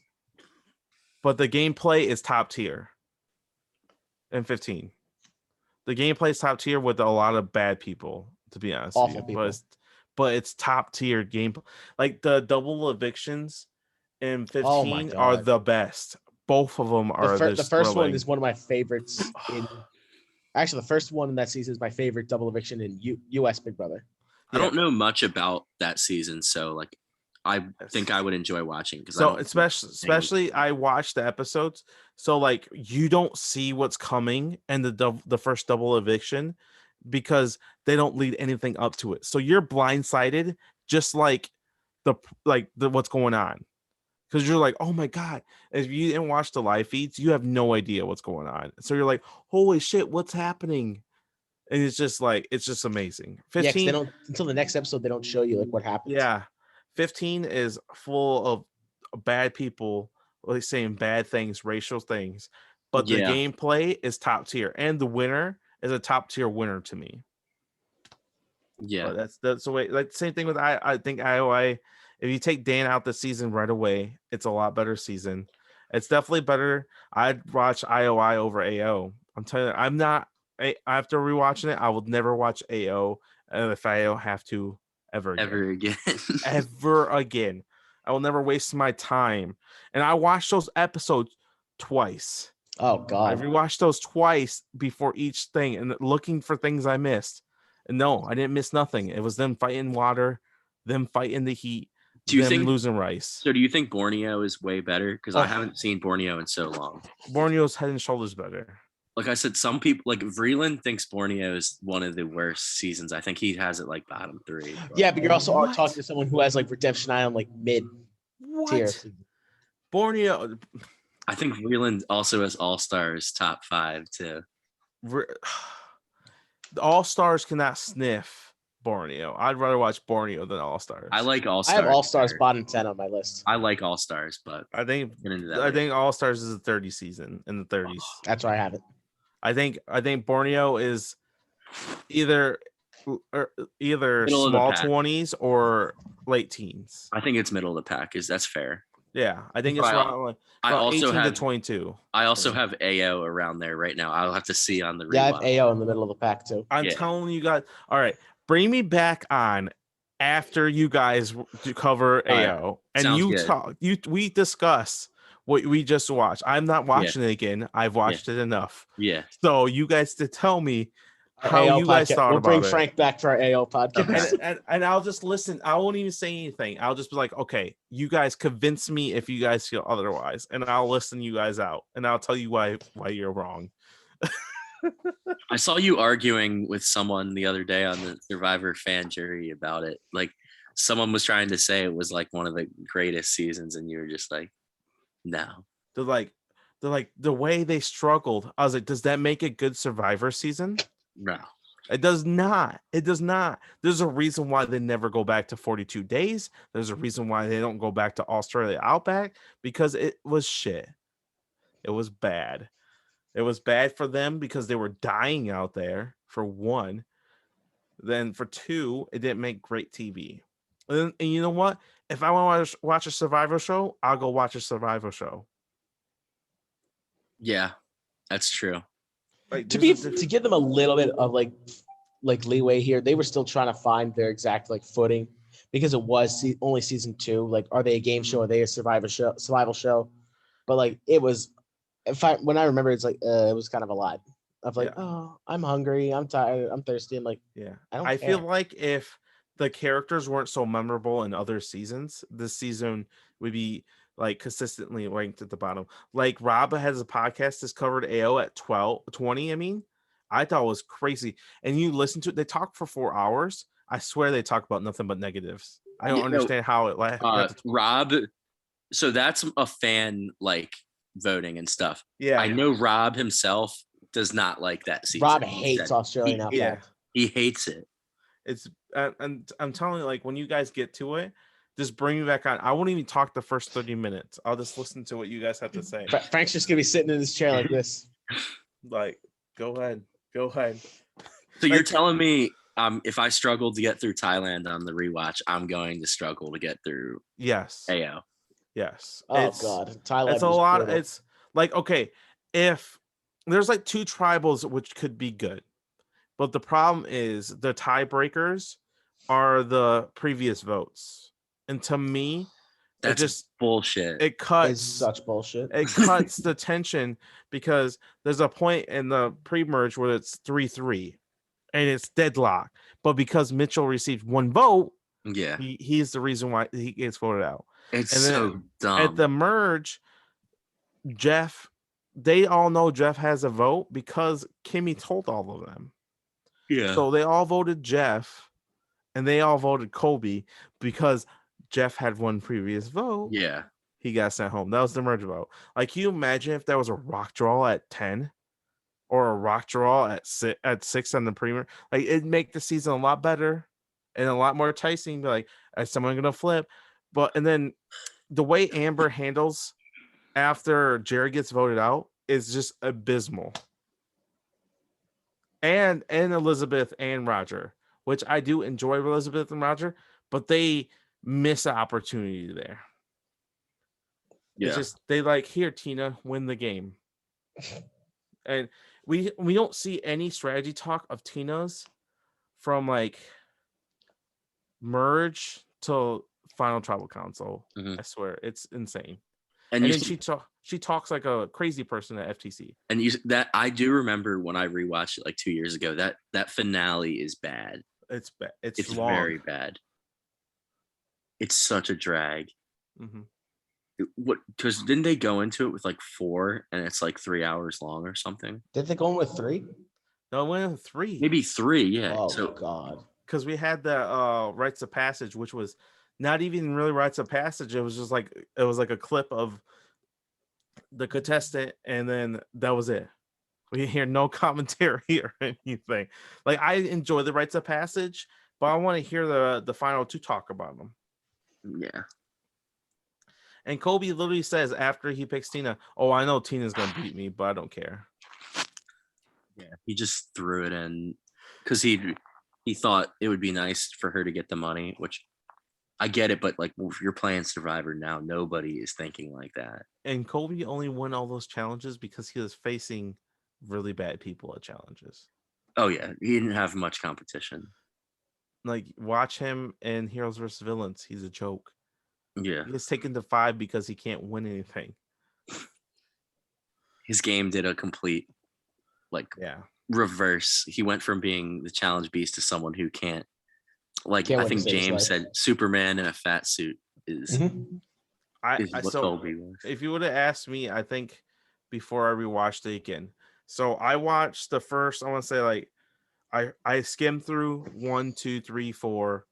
I think not some the one Rob's on. Is this Amazon? There we go. That's one I really dove into because Rob was awesome. I love the Amazon. Yes, Amazon's great. It's awesome.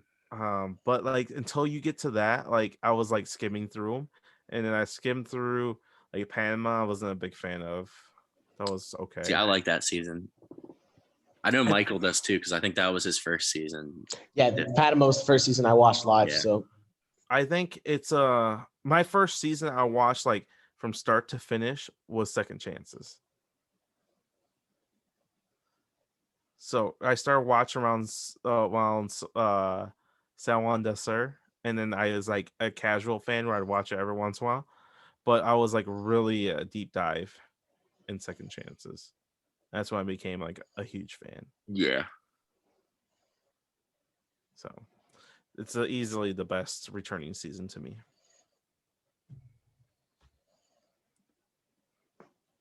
I mean, I'll argue heroes, villains, but we can go either way with that. I know why you think it's better.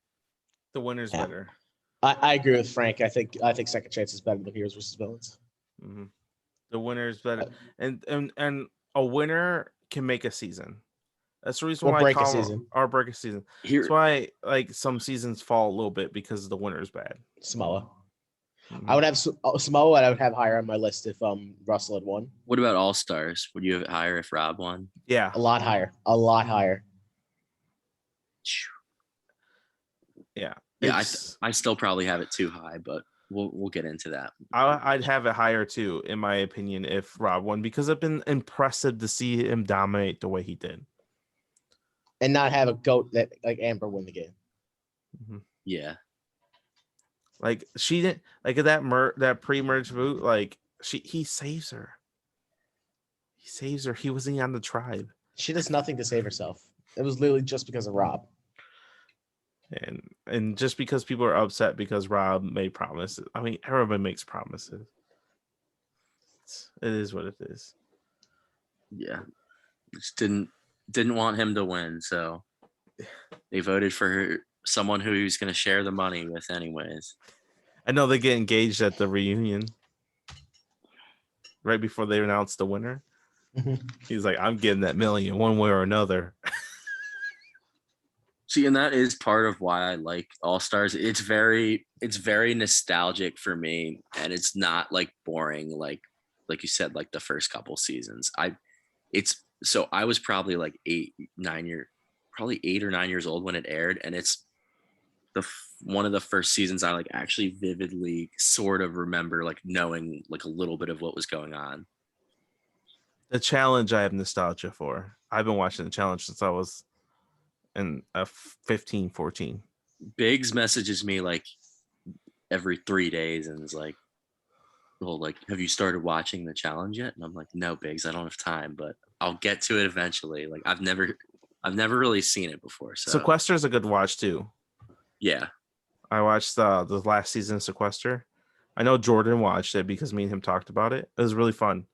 I really liked the whole voting aspect of it. Dude, I would love to play Sequester. So would I. I played a Sequester mini. It was a lot of fun. Or not mini, but a Sequester org. It was a lot of fun. I would love to play. It was a lot of fun. It was so it was one where you ask, like you pick somebody and they're safe, and then they have to pick somebody and they're not safe. And I purposely wanted to not be safe because I wasn't going to go home, so I didn't have to pick anybody. Mm-hmm. And so I told one of my allies, I was like, hey, pick me to be unsafe. And the hosts were like, why would you do that? I said, dude, I'm not going to be voted out. And I didn't receive a single vote. And they're like, you're crazy. I was like, dude, there's like 12 of us. Like, come on. Yeah, I would just have to get a little more in depth, because when I watched it, the one with all the Survivor players, I was a little confused about like the rules and everything. So I would just need to look into that a little bit more, but it does seem fun though. The minis and the show itself is a little different. Okay. But it's a lot of fun. Honestly, like if you I didn't go back and rewatch the other seasons of Sequester, but I just watched this last season. It was a lot of fun. And you know, F-bombs are flying like crazy. So that's fun. It's definitely comedy. Yeah, it's crazy. The strategy is insane. And then somebody that was actually on that show who needs to play like Survivor Big Brother like now. He was so good. I think it's crazy that someone hasn't picked him up. Have you guys watched The Circle or like that? Yeah, I watched both seasons. Because I hadn't seen it, but Haley told me I should watch it, so I started watching it last week. I have to catch up on it more, but it seems pretty cool. It's fun. I just don't like how they add people after people get voted out. Yeah. Yeah, so I've never seen it, but my the person who, I can't say names, the person who I was closest with in RMG, their first game was a circle game, and then that's how they discovered Survivor. Like, she said she's only seen like 6 seasons of Survivor ever. That's crazy. Yeah. Yeah, I like I said, I didn't go back to rewatch them until like 4 years ago, all the Survivors. Yeah, I'm so glad I did, but I don't even know how I discovered liking Survivor again. I literally just threw on an episode of Heroes versus Villains because I was bored. I was like, yeah, like I haven't watched Survivor in forever, but I used to love this show when I was younger. And then I just got hooked again. Honestly, you want to hear how I got into Survivor? I was actually on break at work and was on at work. Oh, that's funny. I I only got into it because I was at my grandma's house for the night because my parents both were out, and then she had it on her TV as she was falling asleep. I'm like, this is actually pretty cool. Yeah. So my friend who someone who I work with, who's another like manager there, he's seen like a little bit of Survivor, but like not too much of it. And then like I've been playing org, so I'm playing. So like he understands, like sometimes I'm on my phone or like I'm like, I gotta go do this challenge like real quick, like whatever. And he's like, you telling me all that just got me like back into thinking like I should watch Survivor. And he just decided out of nowhere, I don't know why, of all seasons, he watched Kara Moen like last week. And he's sitting there the whole time with me. He's like talking. He's like, yeah, I think Dawn's gonna win. Like, I don't think Cochran's gonna win. And I'm like sitting there thinking, like, this guy literally gets every vote. How do you not think he's gonna win? Like, that's a bad season. It's not very good. It's I think it's, I don't know. It's hard. It's bad. It's bottom 10. Yeah, I think it's worse than Game Changers. The pre-merge is horrible. The reason why I think it's worse than Game Changers is that, like, there was like nobody like at the like final like 6 or like 7 or 8 on. You're like, there's no way Cochran's not winning, right? Yeah, it was. I mean, once Malcolm goes home, it's kind of obvious that Cochran's gonna win. Yeah, it's pretty boring, and then the newbie cast is pretty bad. Oh, very bad. And then the Micronesian newbies were way better. And the favorites aren't favorites. Like the only one was Malcolm. Yeah, we have Francesca, for goodness sakes. Brandon Hantz. Who likes South Pacific is bad too. Oh, it's so bad. You guys saw Amanda tries to say South Pacific's not that bad. I'm like, girl, it's awful. It's easily the best out of that 4-season like hell of Survivor, but it's like it's still not good. Like it's still bottom 10. It's really boring. Like if Ozzy wins the season, is it really a good season? No. If Coach wins that season, is it a really good season? No. Like it was just not. There was no outcome where it was like satisfying. I'm not a big Ozzy fan though, so. No, neither am I. I mean, I like Ozzy, but like if he had won that season, like, okay, dude, you were voted out twice, like. Right. Like, is it really that great of a win? You're voted out twice. Ozzy is, I don't know. Please don't bring Ozzy back ever. They won't. You have 5 people who would never, you don't want to see ever play again. Do I have anyone? That's like Rupert. Yeah, sure. Someone we've just seen too much of. Boston Rob. I mean, he won't play again, but Jeff Varner. Five was enough. Jeff Varner is someone who never will play again, but he's someone who I have no clue how they got asked a second time, let alone a third time. I get the second time for second chances, but like just because of the way he went out. Right. The third time was like, come on. Like this was just 2-time pre-jury boot. Like why are you giving him a third He played chance? 3 times in pre-jury every time. Never made jury. To be fair, he made merge at AO, but it was still not a part of the jury. And he was always booted like right before the jury. And AO in Game Changers, he was the last pre-jury boot. Yeah. When second chance, he wasn't. He was fourth. Like what? He was fourth boot.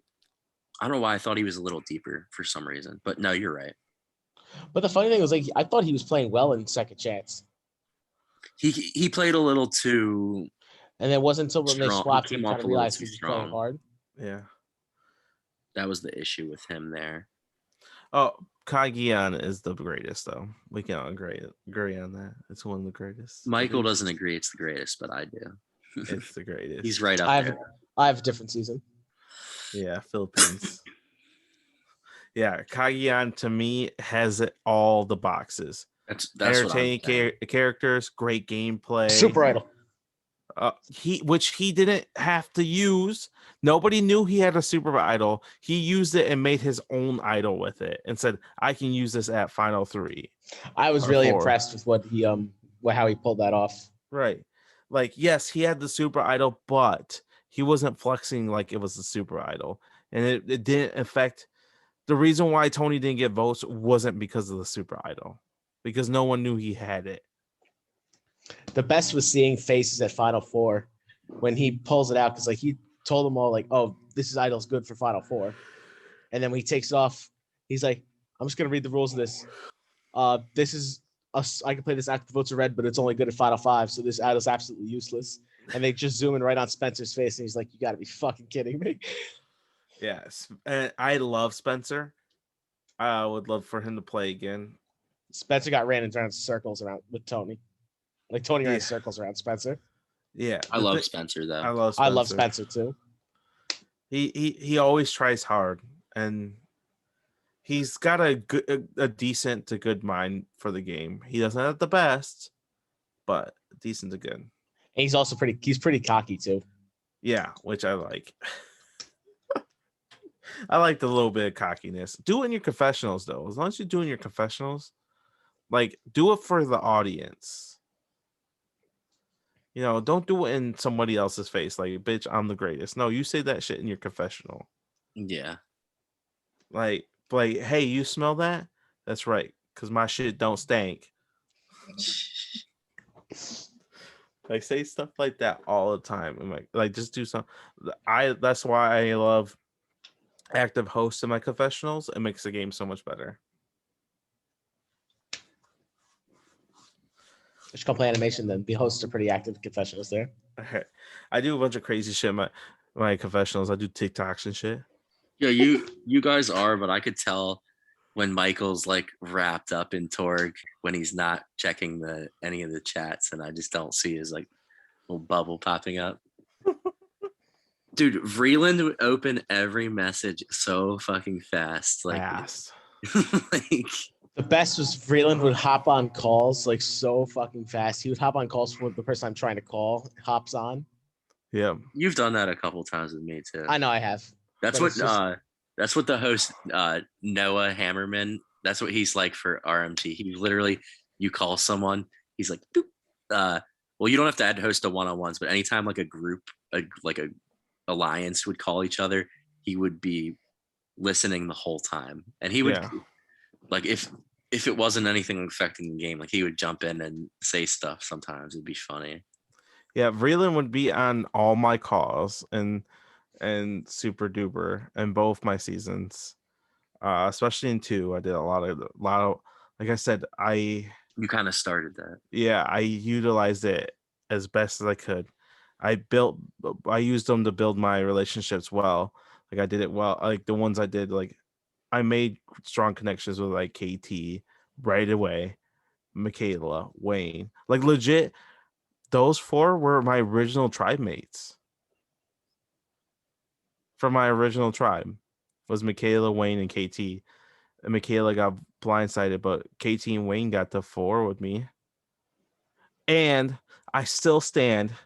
Why the fuck do they not have fire making challenge at 4 in season 4, but not 2? I tell you that right now, it makes the season so much better because I win. It bailed me out in season 3 because I think I probably get voted out at 4 if there's no fire making. Because Cole's not. If we can just vote Cole out, he's voted out, and it's me, Wayne, and KT. And I like my chances. Yeah, I would love your chances there. Because I think Paul would have voted for me. I think Kyle would have voted for me. I think that group would have voted for me because I think Cole would have voted for me. Because I don't know. That was the most fun I think I've had in a game. Was because I got to play with nobody knew who I was really. I got to play free and the way I wanted to. I got to play like a little bit of a villain, but then I got to play like a hero in the merge too. Yeah. Because my first half of the game, I was such a villain. I literally like had conversations with people and set them up. Like I cut Maya right away because I wasn't in alliance with her. Then I cut Vicky after he made the intro video for us. Yeah, I remember people in the comments were like, that was cold-blooded. That was cold-blooded. I was like, I wanted to sit there and be like, I did it. But I couldn't. I told everybody, I was like, look, he's a snake. He told me himself. We can't trust him. They're like, you're right, Frank. We can't. Let's vote him out. That was great.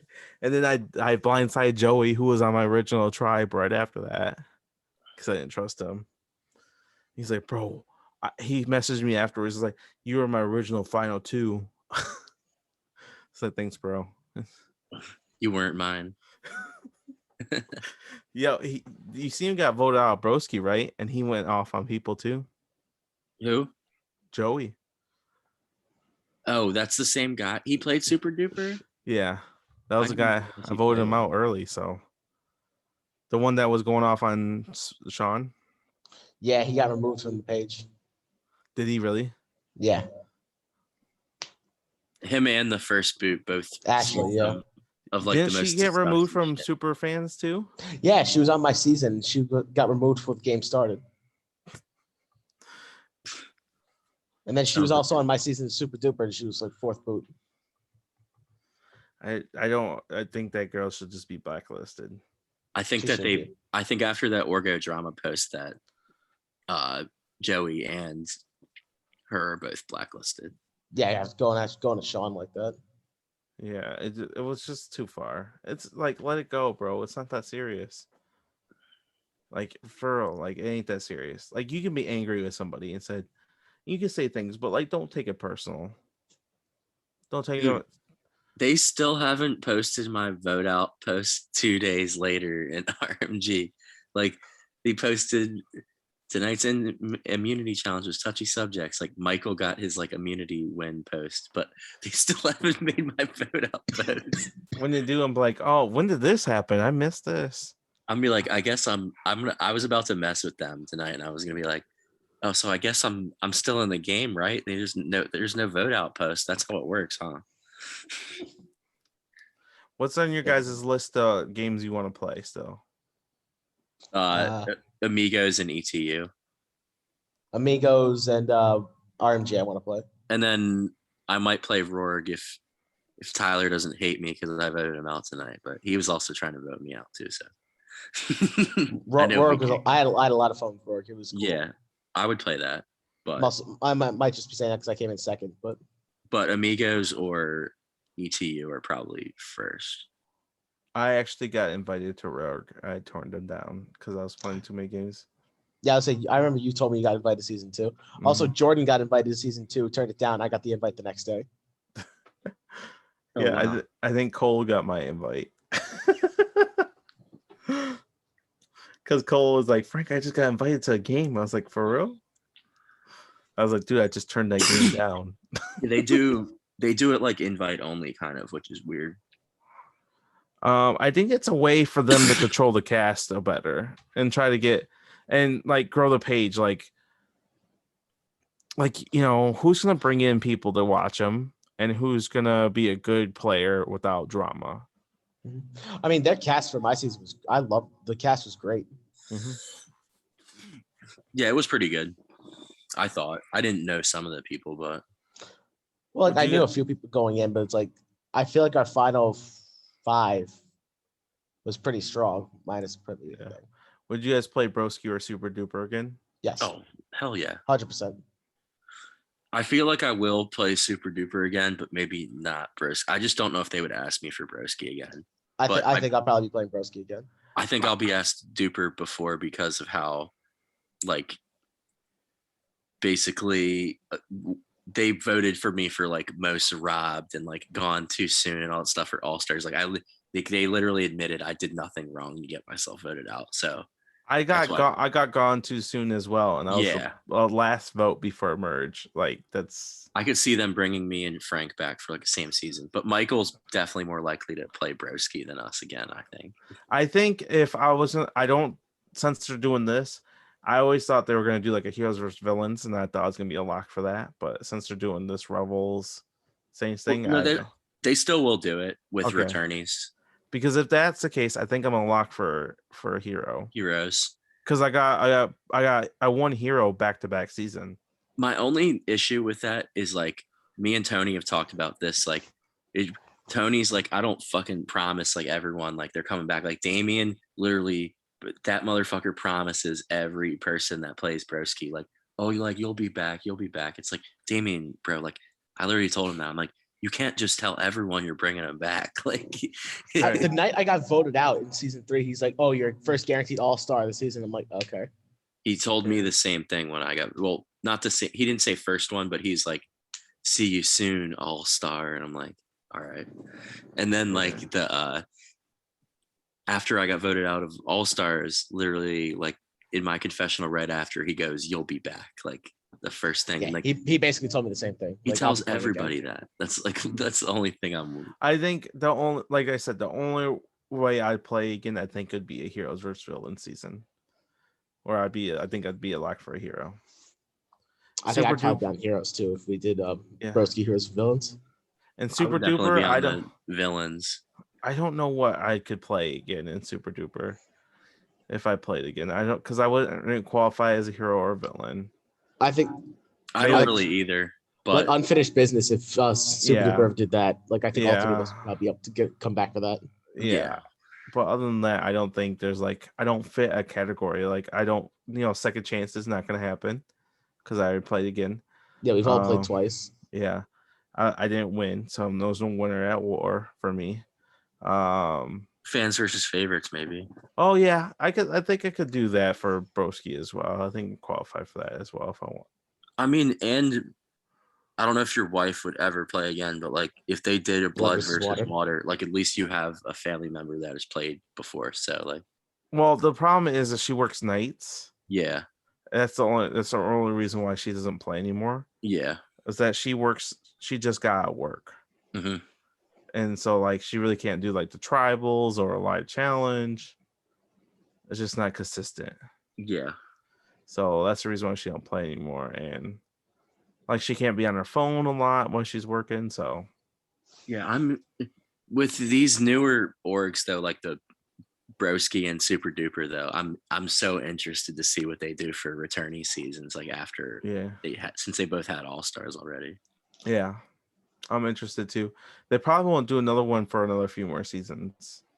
I think Broski's probably gonna be doing rivals in the future too. No, Damien said that's he hinted that that's the next one in the day. Which I could qualify for too. I have a few rivals. I was gonna say I have a few I could, so I think I might only have like one, I think. And I think that's a stretch, just me and Tony, but that's about it. Yeah. I would say that, but realistically, you could say any, me, Kenny, James, or Sarah, or me and Misha. They said Misha. Really I don't think upset. They would bring him back though. I don't know. Misha and Anthony maybe too. Misha was really pissed at me, I guess.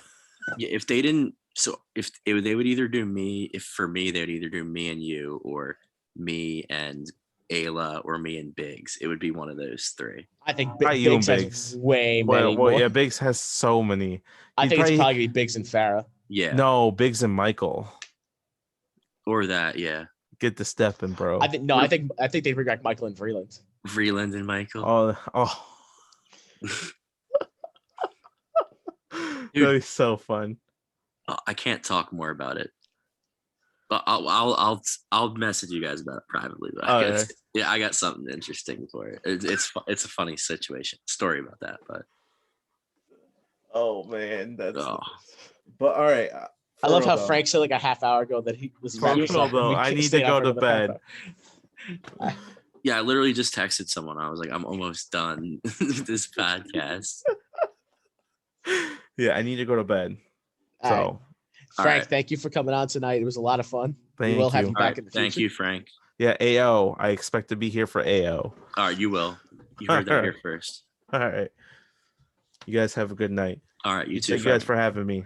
No problem. Anytime. Anytime. All right.